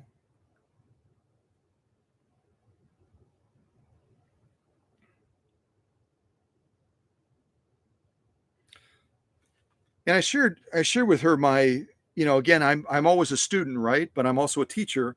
So I shared some knowledge with her, and she writes, her name is Lisa. I'll just show you what she wrote. Actually, I'll change screen so I can see that I'm actually pointing the camera in the right direction.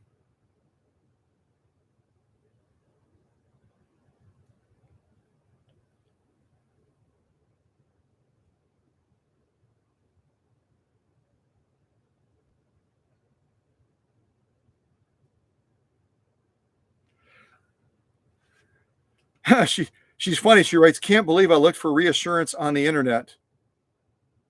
So, yeah, the internet is a mixed bag of tricks, isn't it?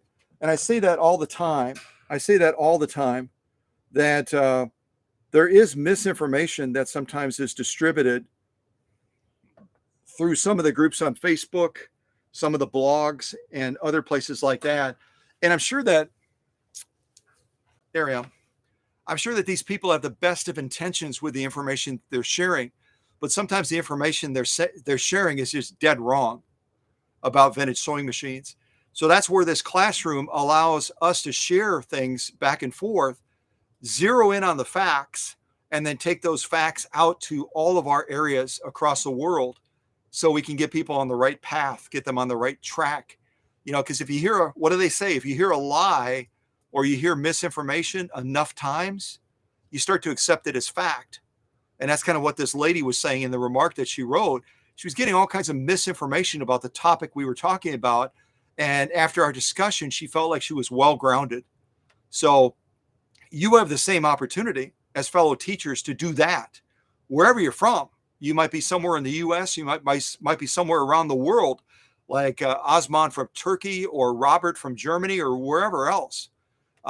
Take the information we share once we zero in on the facts and be absolutely generous in sharing that knowledge in all of your circles of influence across the internet, and certainly elsewhere as well, maybe in your sewing groups and other places like that. So.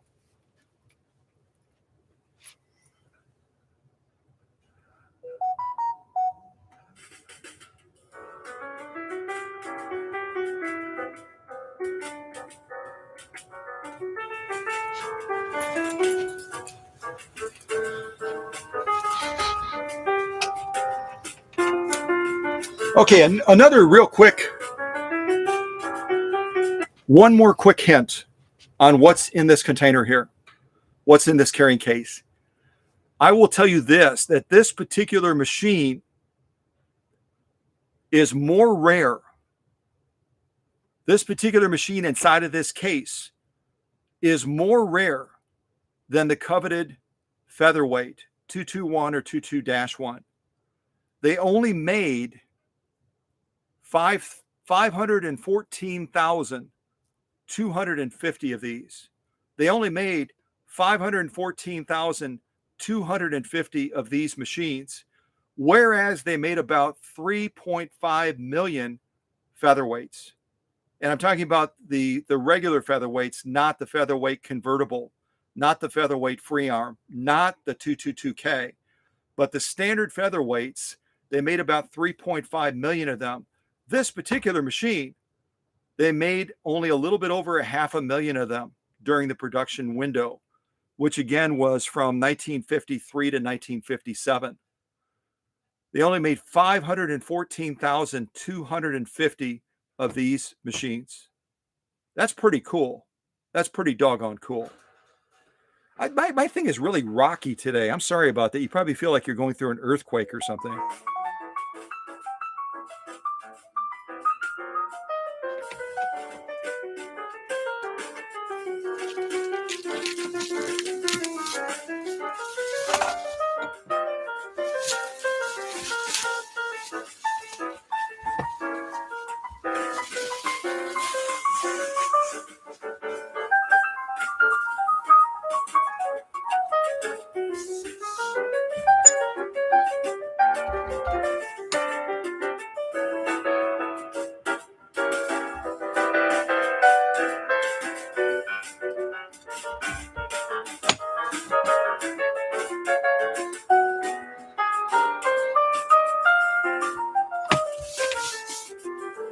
Go look at the chat real quick.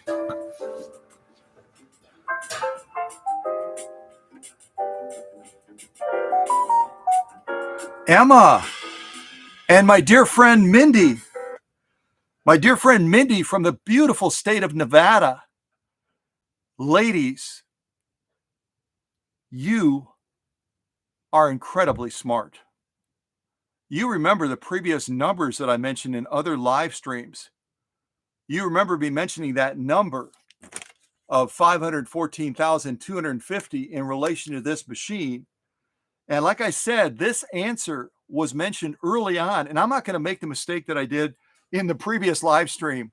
I'm not going to make the mistake I did in the previous live stream where we were opening and unboxing that machine that came from Egg Harbor, Sister Bay, Wisconsin. And I'm catching little glimpses. I'm catching little glimpses of the live chat. I'm just kind of I'll peek over periodically. I'll look at the live chat, but I'm not in the live chat. You know what I mean? I'm not immersed in the live chat like all of you. So I'll catch little windows, little snapshots of what people are saying, and I'll jump to certain conclusions. I'll jump to certain conclusions. And the last live stream, I need to set the record straight without taking anything away from what I said in the previous live stream. I need to set the record straight because Emma reached out after the live stream and she says, "You misspoke. The information you said about who came up with the Model 15-115 first was not entirely correct. Osman from Turkey, he nailed it, but someone made a reference to it being a 115, and it wasn't clear whether it was a Singer 115 or a subclass 15 reference. You know what I'm saying? Because when we describe machines, we can say, "Oh, I think that's a 15." And we might be intending to say it's a class 15, but then there's a subclass after that. And within the class 15 family, there's a lot of subclasses. I read off that list in the last live stream. I think there's close to 20, 25 of them. And so, at any rate, I was catching little snapshots of the live chat. And I right away give credit to Osman, which I should have done because he was engaged in the conversation. He was sharing information. He was validating that he thought it was a 15-115. But earlier on, and I missed it, earlier on, and I've already written a message to this individual and apologized. I've already written a note to them and apologized. I wrote a note to Stephen, who I believe is from down south, maybe Kentucky. Stephen had made a reference of it being a 115. This is a previous live stream we just did, an unboxing we just did, like we're doing an unboxing right now. And Stephen was the first one, according to Emma, who did the fact checking, to reference that machine as a potential 115. And again, Stephen had this machine. So when he said 115 in the live chat, he was talking about the subclass of the machine. Because again, whenever you have a dash, that second number is going to be the subclass. So 15-115, the 115 is subclass of the class 15. So I want to thank Osman again and others that chimed in and were contributing to guiding us to the answer. But I also want to give credit to Stephen, who I totally missed. Because again, I'm not engaged in the live chat. I'm just catching little peeks of it here and there. And I want to thank Emma for very, very kindly calling me out on the carpet and saying, "You always like to deal in truth, Scott. I know this about you. I've known you for years, and we've got to set the record straight." So I'm setting the record straight. All of you that jump into things and you contribute, thank you, thank you, thank you. What a wonderful thing. And that's why I love this classroom. We all have the freedom to do that. But I'm going to be a little bit more reserved now in jumping to conclusions because I'm not watching the live stream like my leaders are. And they're watching every comment that comes up and they're interacting and they're engaged. They're immersed in that live chat. I'm not. And so I'm going to default in many cases now after making that mistake.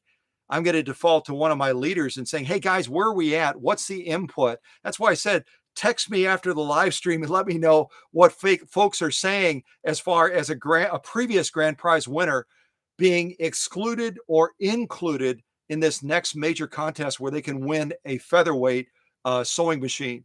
I'm going to let my leaders take the lead there, and I'm going to take a step back so I don't goof up again. You know what I'm saying?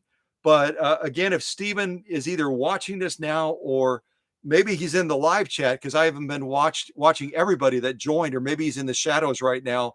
I just want to thank Stephen again for his graciousness. When I reached out to him, he didn't say, "Yeah, you really screwed up. You totally didn't even mention me." He said, "Not a problem at all. I was just glad to contribute." Isn't that a great attitude? Isn't that the way we all hope we can be when someone doesn't acknowledge something that we did where we should receive credit for it, and for some reason we don't get credit for it? And so belatedly, I want to thank Stephen. I want to thank again Osman and others that were taking the lead on taking us to the answer as far as what that previous machine was that we unboxed. So that's a lot of blah, blah, blah to say. Sometimes a teacher, that was perfect timing. I didn't plan that. That was another message coming in. Always a student. I'm always learning and I make mistakes.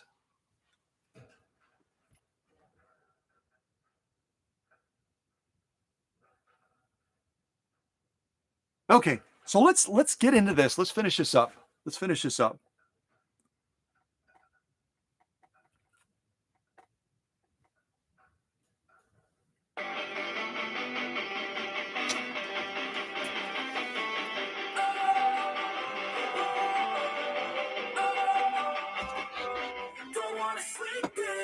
I got something to prove. I gotta take what I hate and finally make a move. I think of you and all the shit you don't do. Well, I'ma make hella sure that I don't become you. Have no regrets outside of my chest. I'll never forget what it's like to be a dead bitch. Stabbed in the back bed, I'll show you what Holy mackerel.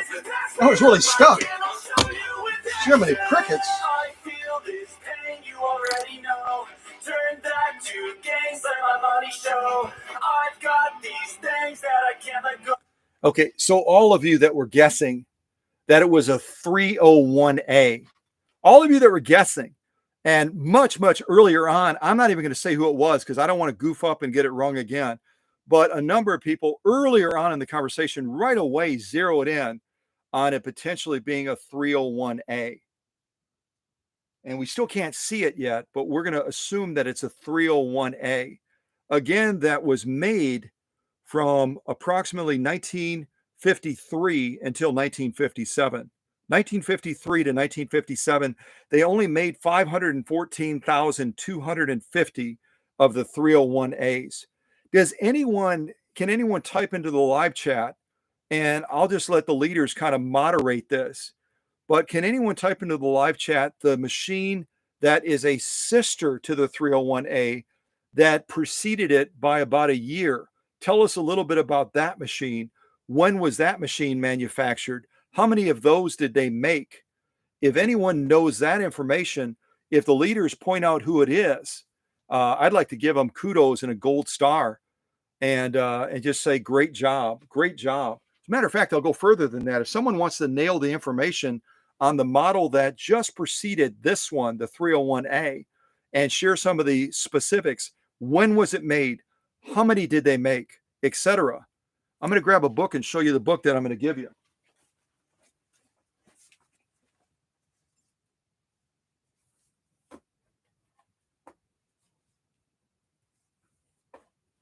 I'll give you a choice of books, as a matter of fact.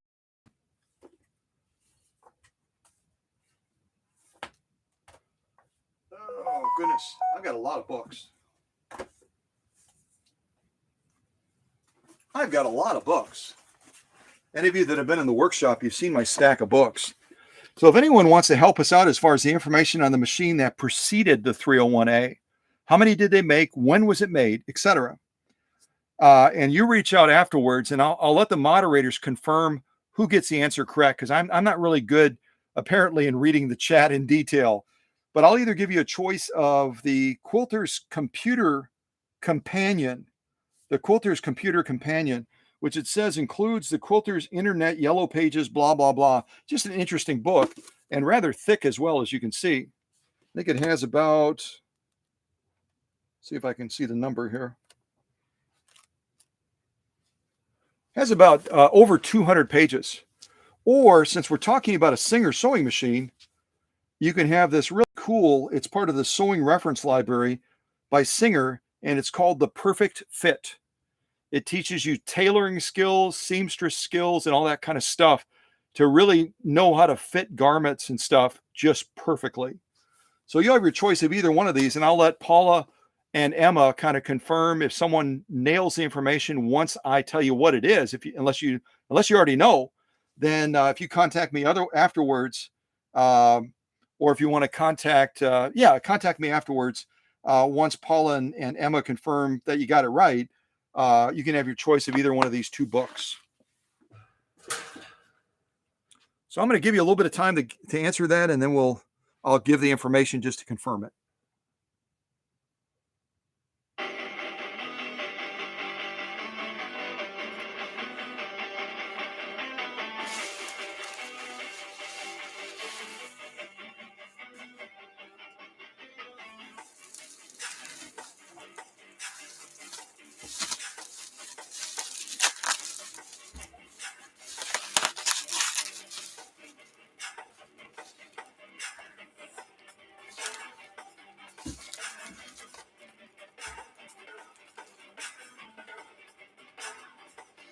So the only thing I'm going to point out real quick is, while Singer designed these cases with these little carriages, they designed these little carriages where you can mount the foot controller to the inside of the case. It's wonderful when you've got the machine and you're just in local transport. In other words, you're going to a sewing class, you're going to a quilting retreat or something like that. But when you're shipping a machine, I talk about this all the time. Foot controllers are very, very fragile. There's delicate parts inside of the foot controllers. So I strongly encourage you, if you ship a machine to the workshop, take it out of the carriage, wrap it up with stretch wrap, wrap it up with bubble wrap, and pack it either in the harp space of the machine in here, pack it inside of here, and then make sure it's perfectly secured, like you've seen me doing videos and Facebook shots in that, or put it into the case or the box separately, as long as it's well protected. Like this, it's getting banged around inside of the case as this box is going from, and granted, it only went from Minnesota to Wisconsin, but you're still talking about hundreds of miles, and that box is being dropped. This, I believe, came by UPS, so it's hitting the metal bed of those UPS trucks. It's hitting the cement pads on those loading dock areas that UPS uses. So take this out, pack it, protect it as fragile, and then put it either in the harp of the machine if you want to do that, or put it in the case and just kind of, wrap it so that, it's going to be seen, that sort of thing. That's the only comment about that real quick, just so that it doesn't get damaged.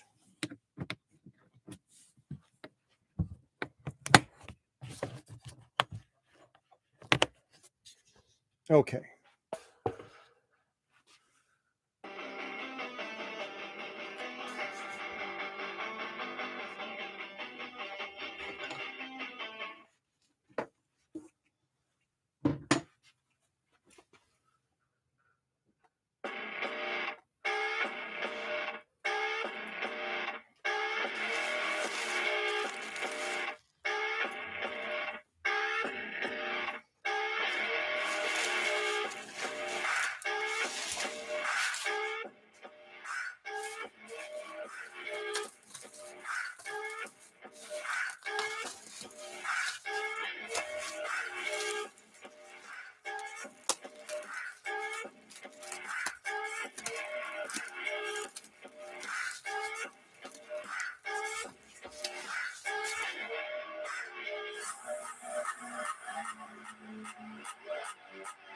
Okay, I'm going to silence it real quick, and I'm going to do this different. Instead of reading the information, and I didn't even look at the chat to see if someone tried to nail it or not, but I'll let the moderators decide if anyone got it right. But I'm actually going to, real quick, I'm going to text this information over to,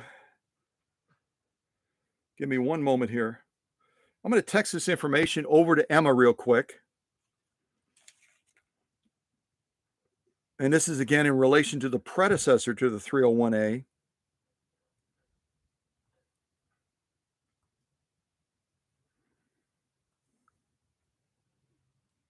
I can't use voice to text because then you'll hear me saying it before I type it. Oh, goodness.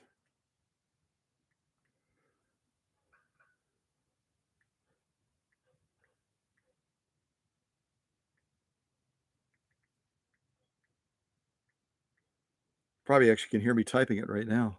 What did he type? What did he type?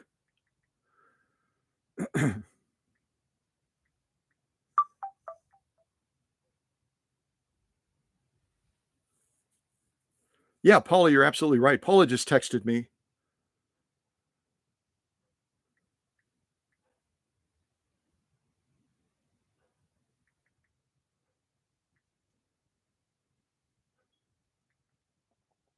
I'll send it to both ladies.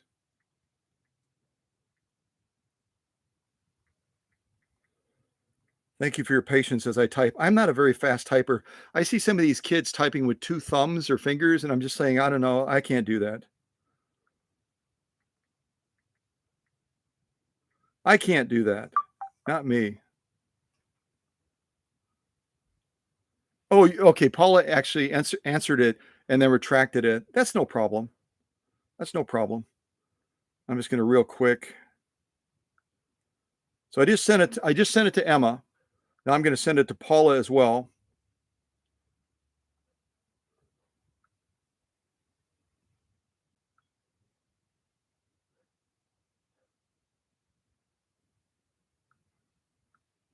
And then these 2 ladies can, they're very gracious, they're very proper and fine and everything. They'll decide how they wanna share this information with all of you. I've just sent it to both of the ladies, to Emma, and then also to Paula, and they can share it with you as they see fit in the live chat, and I'll get back to this. Okay. Let's see here.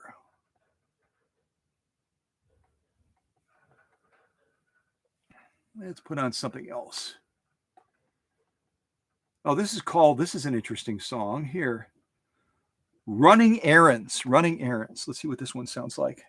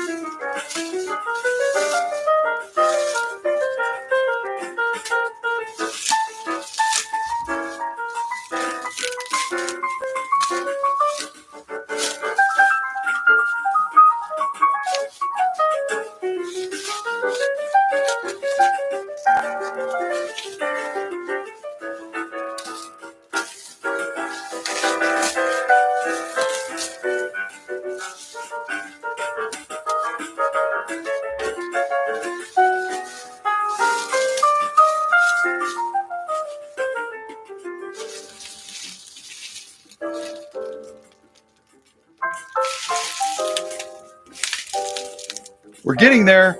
We're getting closer.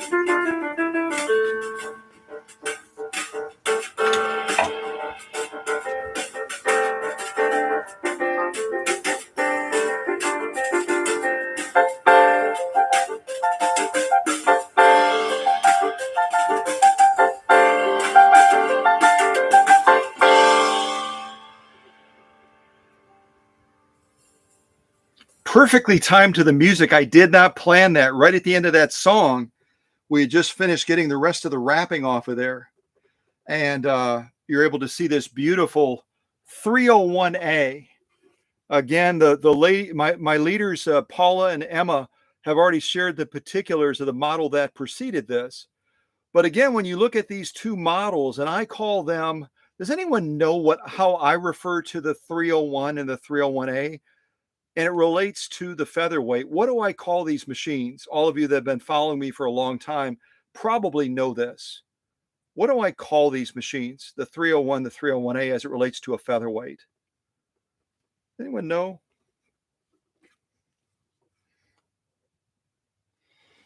I'll just point out while you're typing that in there potentially, whenever you ship a machine, or even when you're not using a machine, you always want to have something in between the presser foot attachment and the feed dogs. Right now you can see the presser foot is resting against the feed dogs. Generally, you always want to have the presser foot with a piece of material as a buffer in between. And you always want to ship a machine or transport a machine with the needle down into that material so that that needle doesn't accidentally get bent. So the ideal way is, imagine that there's material right there. I know there isn't, but imagine that there's material right there. Presser foot down on top of that material, needle at the lowest position so that that needle doesn't potentially get bumped or brushed against and then get bent. And then you go to try to sew with it and you're having all kinds of difficulties. So I'll just point that out real quick. Okay, let me take a look at the chat real quick. Yeah, Kathy King is absolutely right. The big sister to the featherweight. Beth is right. Big sister. Mindy is right. Big sister. Paula is correct. Big sister. Yeah, Emma's correct. The featherweight big sister. Yeah, so all of you nailed it. Yeah, the big sister to the featherweight. And I did see Paula had typed a comment about that she loves featherweights. And if you don't know this about Paula, Paula was so interested in possibly winning that featherweight for this contest, she was even willing to recuse herself as a judge. But all of us have different passions and talents, and some of us like reading, some of us like writing. I enjoy doing a little bit of both, but some of us are just not really into writing, like a creative essay, paper, blah, blah, blah. And once Paula found out that was the direction I was going with the contest, she was like, I'll be a judge. I'll be a judge. And that's totally cool. We're so honored to have Paula as one of our judges. But, the featherweight is a great machine. But a lot of people, as much as they fell in love with the featherweight when it was first introduced at the Chicago World's Fair around 1933, they immediately fell in love with the featherweight, an 11-pound wonder. Just an amazing machine that they introduced at the Chicago World's Fair. But then they started, getting through the marriage with the featherweight, and they decided we still love each other, but we wouldn't mind having a machine that would give us, as Paula had pointed out, give us a little bit more space to work with, maybe a little bit more power, because the featherweight only comes with what size motor? Can someone type that into the live chat? What size motor does the featherweight come with? Not this machine, not the big sister, but what size motor does the featherweight come with? And that's true of the 221, 22-1, and the 222K. They all have the same size motor. So if anyone ever told you in one of those Facebook groups, well, my featherweight convertible, my 222K, has a bigger motor than your featherweight. Ha ha ha! Nope, that's not correct. All of the featherweights, the convertible and the standard ones, all come with the same size motor. Does anyone know what that is? Kathy King is absolutely right. Paula is absolutely right. And Mindy, I'm going to say this, Mindy is absolutely right if you're talking about a featherweight that is wired for the European marketplace. In the European marketplace, motors are going to have a lower amperage rating because the wattage that they're working with and the volts that they're working with are going to be higher in the European marketplace. And we're going to be seeing a machine on the workbench pretty quick that came all the way from London, England. Adam shipped it to me here for service and repair from London, England. So if that was a featherweight, which it isn't, but in London, they operate between 230 to 250 volts. So their machine motors in London, in any place that's going to be running on 230 to 250 volts, all of those motors are going to be lower in amperage because the voltage is higher, which pushes the watts higher. So a featherweight motor that would be coming from Europe would be pretty close to what Mindy said. It would be right around 2 amps or 0.2 amps, excuse me. It would be 0.2 amps. I think it's like 0.225 or something like that. So, but yeah, 0.4 is a standard for the US. So it's not a real big motor. And that's why they fell in love with the 301. Or they should say they fell in love again with the big sister to the featherweight, the 301, around 1951, 52. And then they fell in love again in 1953 when the 301A came on the scene, because these have a tower motor that puts out at peak about 0.6 amps. They're rated at 0.54, but they put out about 0.6 amps. And you don't need a belt. You don't need a belt on the 301 or the 301A, where on the featherweight, you do. And so it's direct drive. And that's why a lot of people, they love featherweights, but they love these 301s and 301As even more because there's more power, there's more space. You never have to change a belt. And if you own a featherweight, let me ask this as true or false. This will be a true or false question for all of you. If you own a featherweight, whether it's a 222K, the convertible, or a 221 or a 22-1, and you own a 301 or a 301A, can you use the same? Well, now I said I was going to ask it as a true or false. Okay, let me say it like this. I need more Diet Coke, apparently. You can't. I'm saying this as a true or false. Is this a true or false correct statement? You can't use the same bobbin case and bobbin in these machines as you can in the featherweights. Is that true or is that false? You can't use the same bobbin and bobbin case in a 301 or a 301A like you can in a featherweight. Is that true or false? I'm so goofy. I better drink some Diet Coke. I can't even talk.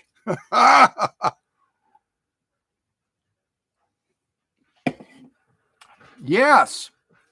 All of you that type false, that's absolutely false. Let me tell you something shocking. Let me tell you something crazy, utterly shocking. I get invitations, as I'm sure all of you do as well, all the time, to join some of these sewing related Facebook groups that are out there.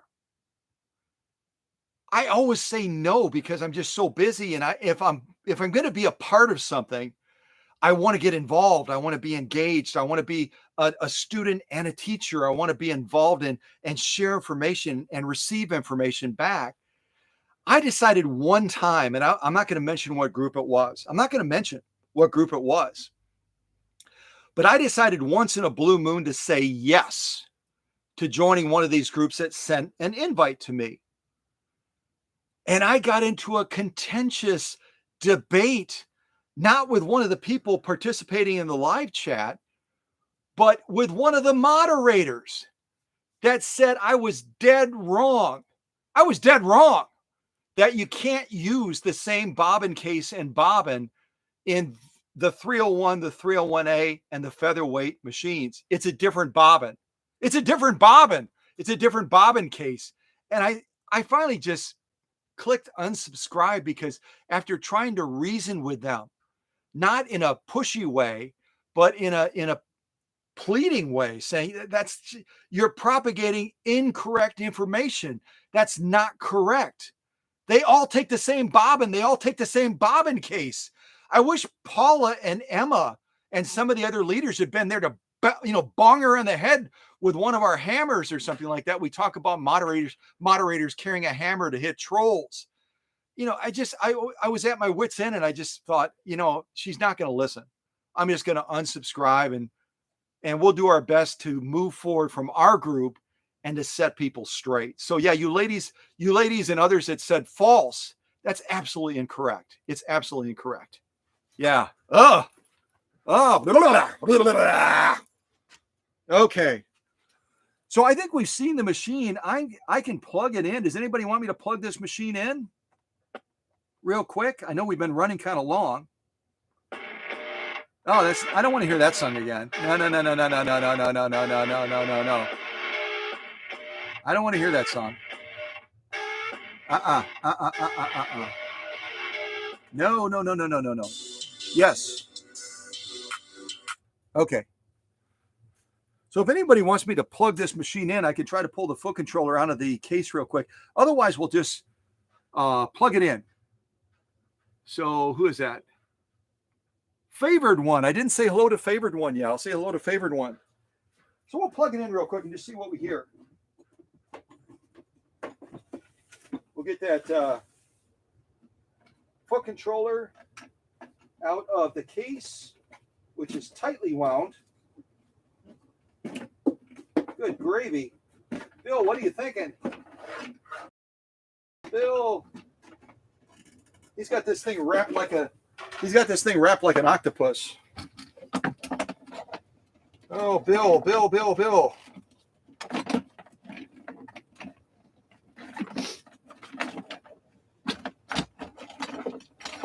Good gravy. Hello, Wadey.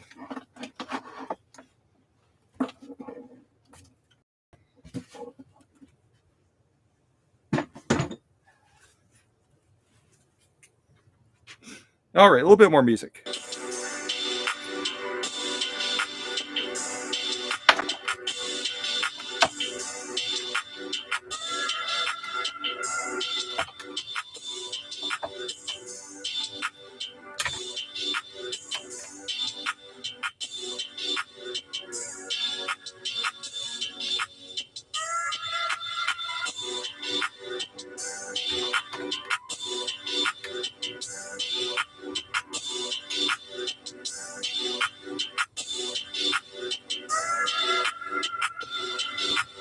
All right, let's get rid of the music.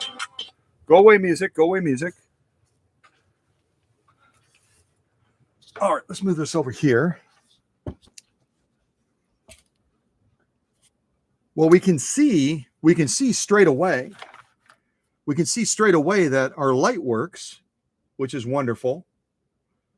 Our light works, and now we'll try firing the machine up. I'm just going to check a couple of things, and I talk about this all the time. When I get a machine, and the same thing is true if you acquire a new machine, you never want to assume that the machine is running well when you get it.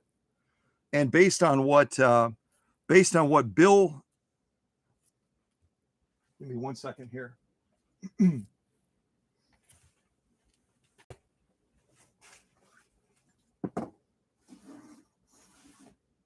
Based on what Bill told me, Minnesota Bill told me, the machine's not running real well right now. And that's why he sent it to the workshop. So some of the things I do is I always make sure that the bobbin case, you can kind of look underneath here with me, make sure that the bobbin case is removed so that if it is on a timing, that the needle isn't going to strike the opening of the bobbin case and scar it. Also, you'll notice one of the neat things about the 301 and the 301A is, unlike the standard featherweight, the 221 and 22-1, unlike those two standard featherweights, you can drop the feed dogs on these big sisters to the featherweight. Obviously, you can drop the feed dogs on the 222K, the queen of singers, as I refer to her. I know Alex over in England does as well, so we're in agreement there. But yeah, always make sure you take out the bobbin case with an unknown machine. You also want to remove the needle as well.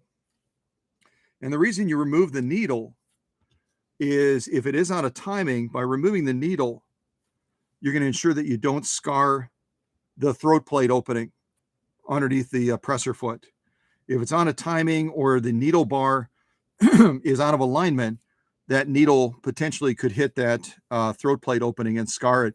And I've shown you in Facebook shots recently where I remember Paula in particular on one of them. Paula, which machine was that where I showed that shot of the throat plate and it looked like they had shot at it with a machine gun? It had been hit that many times. It may have been the Phoenix, but I don't remember for sure. Paula can type into the comment the live stream what it was. Yeah. And this needle also is feeling kind of Barbie on the bottom and might even be a little bit of a bend to it. It's hard to tell. So anyway, take out the bobbin case, take out the needle, make sure your presser foot is in the raised position so that it's not resting against the feed dogs when we fire the machine up. And then we can fire it up safely without potentially causing damage to the machine. So those little tips will go a long way if you're working with a new machine that you acquire and you want to have all those things checked before you hit the gas on it in a sense. Okay, so let's do this. Let's go ahead. I'm going to throw that needle away. Let's go ahead and fire this machine up and hear what we hear. And what I'll do first, just so I don't put excess load on the motor, I'm going to go ahead and disengage the clutch. We'll test it without a load first. And that is not turning very freely at all. I wish you could feel this with your own hand right now. It's really binding. It's binding a lot right now. That balance wheel. You turn it like about that far and it just stops. You have to force it to go the rest of the way. And what we might find is that the interlacing worm gear inside of here is bone dry or it's absolutely filthy. We could even take a look at that if you'd like. We can take a look at that real quick. Well, let's hit the gas and see what we get, huh?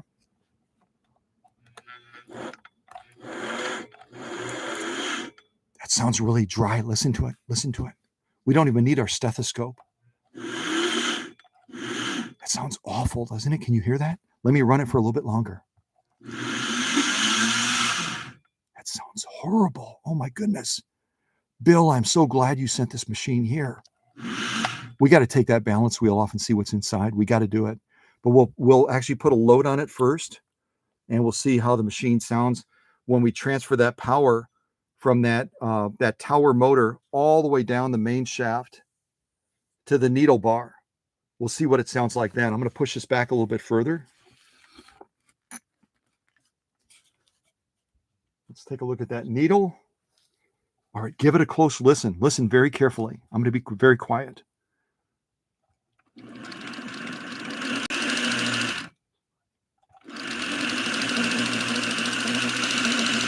Oh my gosh, that sounds horrible. I can start to smell something too.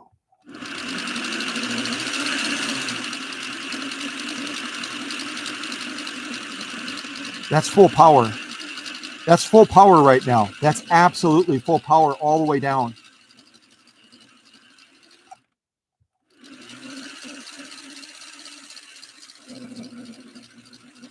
Oh, that sounds horrible. I hope you can hear that through the camera. I can hear metal I don't need my stethoscope. I can hear metal to metal. It just sounds awful. So if you've never done it before and you have a 301 or a 301A, just loosen this screw on the stop action on the clutch release right there.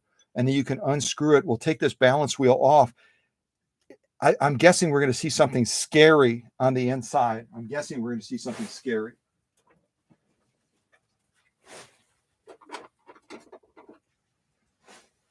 Let me turn it a little bit more.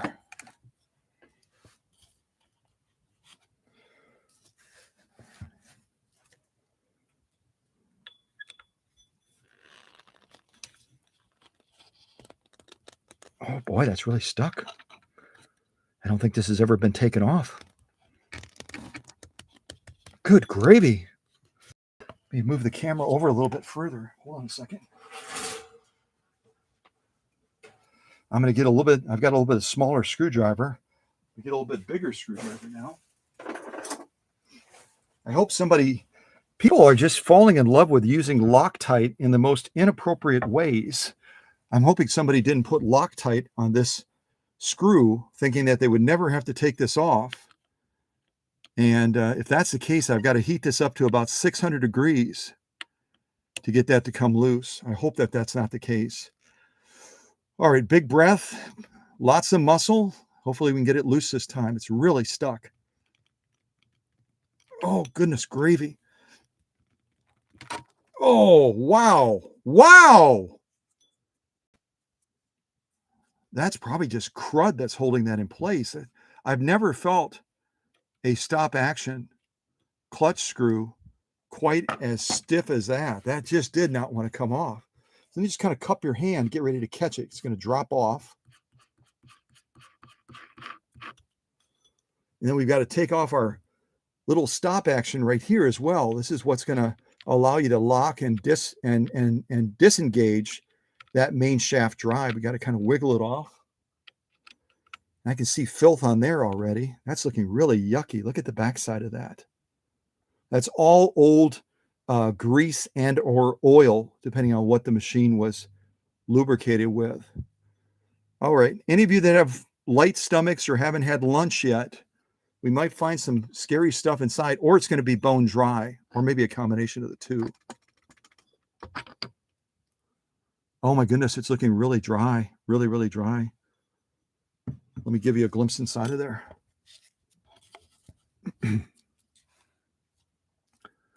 So this right here is the worm gear that comes off of that tower motor. And if you're able to see in there, I'll actually grab one of my lights as well. It's absolutely dry right now. Grab a flashlight as well.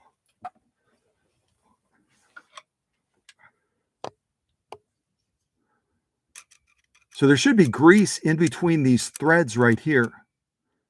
And right now you can see that there's little specks here and there of grease, but there's really no lubrication on this joining worm gear right here that conjoins with the balance wheel. So these threading pieces right here interlace with this part of the balance wheel right here. See how it has a little bit of a flux to it? And it has a flux so that when that tower motor engages this worm gear, this is like a Teflon material. The other gear on the inside of the machine that we just looked at, the tower gear, is going to be metal. So we have metal coming together with a Teflon type material.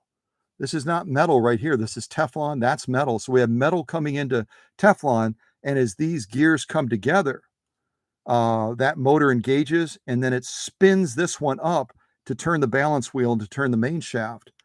This one has flux so that drive, that burst of energy with that metal gear inside of here, this metal gear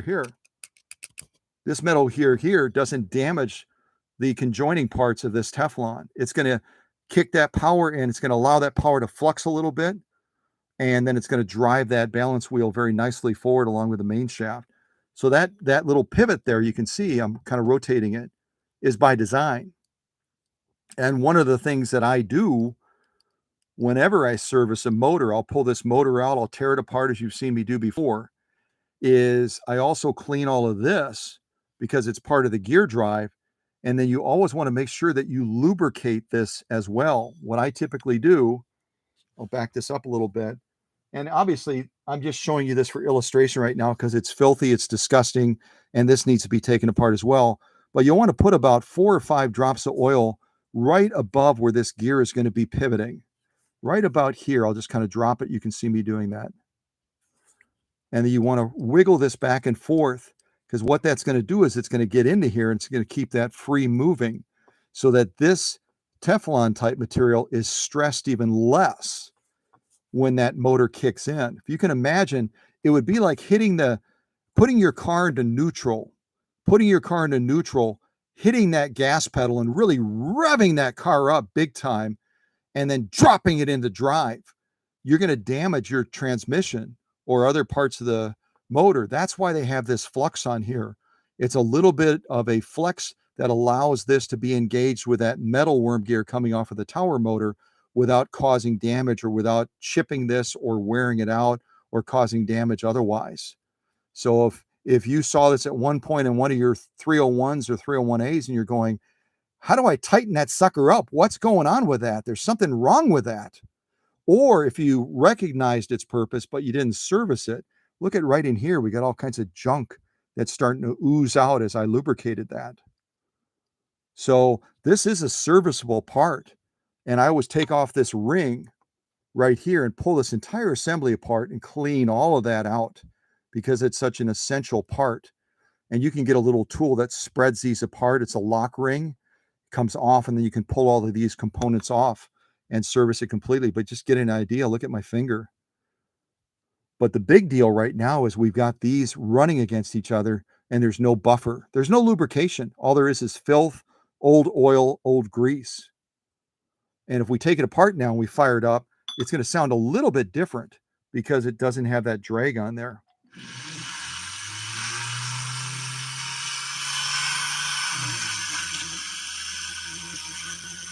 Can you see that spinning in there? I hope you can. You hear it rubbing? Hear it rubbing?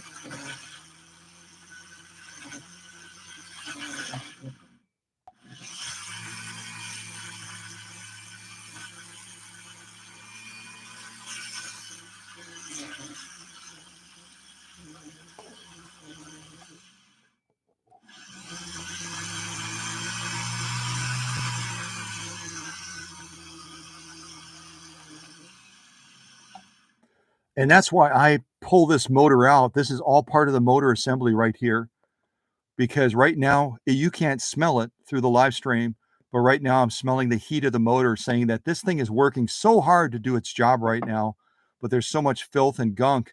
We can see that the evidence of that right there, but that's all been transferred down.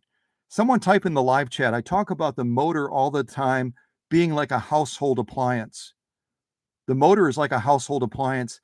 What is that household appliance and why do I say that? Can someone articulate that in the live chat? Whoever wants to articulate it, I would be grateful so that others that don't know or don't think about it that way can understand. But we've got some major issues, and I can see straight away why Bill is not getting the power that he wants from this 301A right now. He's not getting the power because this is struggling greatly all the way through here. And we can only imagine that the issues continue all the way through here, all the way across the machine. And that's why a proper service, especially a service like I do in the workshop, is so critical. It's so critical because that's the only way that the machine is going to achieve greatness. It's the only way. It's the only way it's going to achieve greatness. Well, I'm going to wrap this up now and let all of you continue to wrap up your conversations. I'm sure you've met some new people, some new friends, some new family. And I'd like to welcome Bill's 301A to the workshop. I'm so grateful that he chose to send it here. Whenever someone sends a machine to the workshop, it's an investment. You know, I try to be very fair in my pricing. I've been told that my pricing is too low for what, you know, again, if you take a machine like this to an average sew-and vac, I'm going to charge you anywhere from $90 to $120, $90 to $120. And they're never going to do a fraction of what I do to optimize the machine. They're going to spend about 45 minutes on the machine. On a machine like this, I'm going to spend about 12 to 14 hours. So you compare it, you know, do you want to go to a sew-and vac where they do little or nothing to your machine? They certainly are not going to tear apart the motor. I can tell you that decisively. They're not going to take apart the balance wheel to make sure that that has the least amount of drag as possible so that it's running of its game. They're not going to be doing any of that detailed work. They simply aren't. They can't afford to do it because they have all the overhead. So, you know, my service on a machine like this is going to be only a little bit more, just a little bit more than what those sew-and vacs charge. And the customer is going to get a service at a totally world-class level. It's going to be off the charts. 14 hours from bobbin to balance wheel. And when he gets this machine back, whether he wants to sew canvas or leather or anything else, and we're going to see that on the live stream before it ever leaves the workshop. But he is going to be like, is that the same machine? Seriously? That's the same machine? Well, let's document that right now. Let's document that right now. And the way we can do that, I'm going to go ahead and unplug this real quick. The way we can do that, if you didn't know, you can go to the bottom of your machine. I'm going to tilt back this machine real quick. Tilt back Bill's machine. You can lean it back on that part of the balance wheel. The machine is fine. It's not going to hurt the machine in any way. It's totally safe to do this. It's also stable as well, unless I jostle it a lot. And right down here is where your serial number is. Right down here is where your serial number is for your 301 or your 301A. It's right mounted to it's molded and stamped to the bottom of the bed of your machine. Down to the bottom of the bed of your machine. I don't even want to take this off right now. I think it's going to be too terrifying. It's going to be too terrifying to take the bottom off. If the balance wheel area looks like what you saw, this is going to be even scarier. But you'll see those pictures pop up on Facebook eventually of what I found. Plus, we'll be replacing the feet on this machine as well. This one is borderline. This one is done. And so what's happening as well, if you have this on like a table surface, you're either going to scratch your table with that screw that's protruding through, or this machine is going to be vibrating because the little feet, the little rubber feet on the bottom, this one is all but gone. This one is like totally gone right there. This one is scary. There's nothing there other than the metal where there should be a rubber foot. So, but at any rate, back to the serial number. This is where you can find the serial number right here. And you can look it up online. They do have some sources out there for looking up Slantomatics. You're probably not going to find these on an ISMAX site, but you'll find them elsewhere. So that's it. That's it. Thank you to everybody for being a part of the live stream. Also, thank you to all the new folks that joined us today. T. Moore, Mooer. I don't know that I've seen that name before. I'm sure the moderators have. I'm sure that either Paula or Emma are saying, no, he or she has been here before, Scott. But that's, again, where I'm getting little snapshots of the live chat. And my leaders are immersed in the live chat, and they're seeing a lot more. They've got a lot better visibility than I do. So, but what a great machine the 301A is. What a great machine the 301 is that preceded it.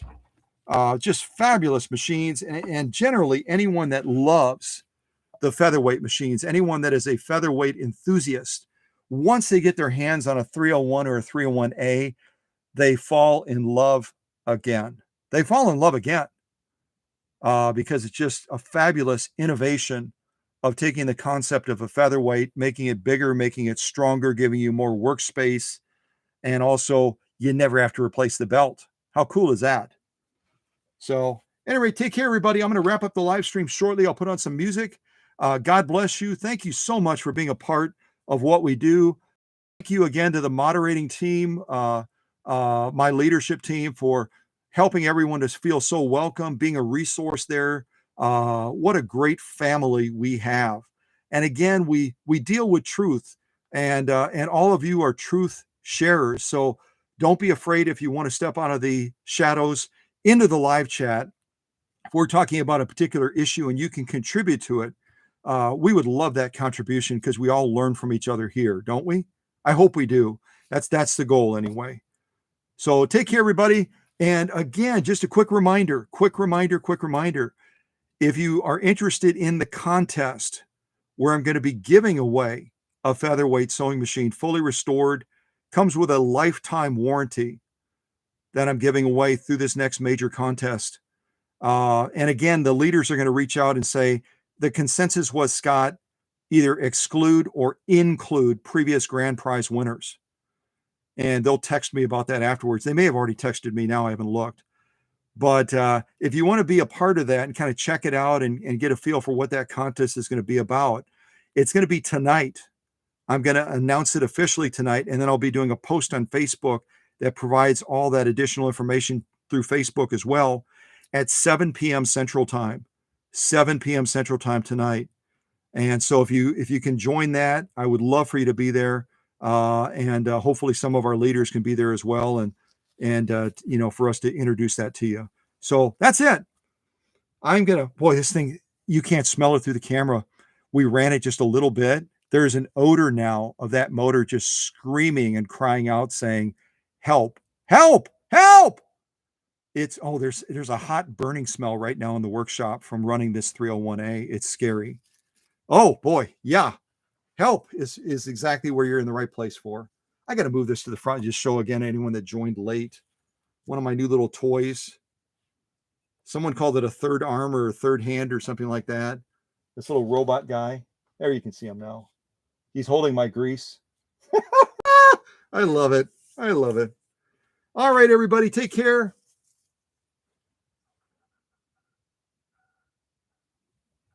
Put up here a little bit of music.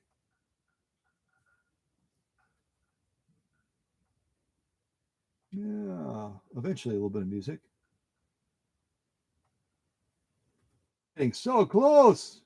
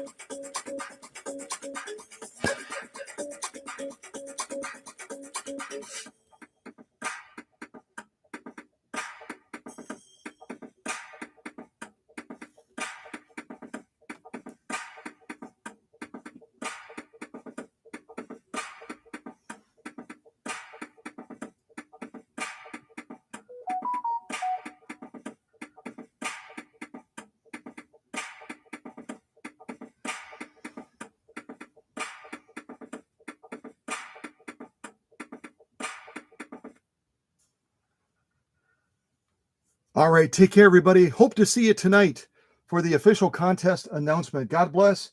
And again, the chat will stay live for a little bit after I end the live stream. And again, thank you to my leaders for being such wonderful hosts to our family. Take care, everybody. See you later.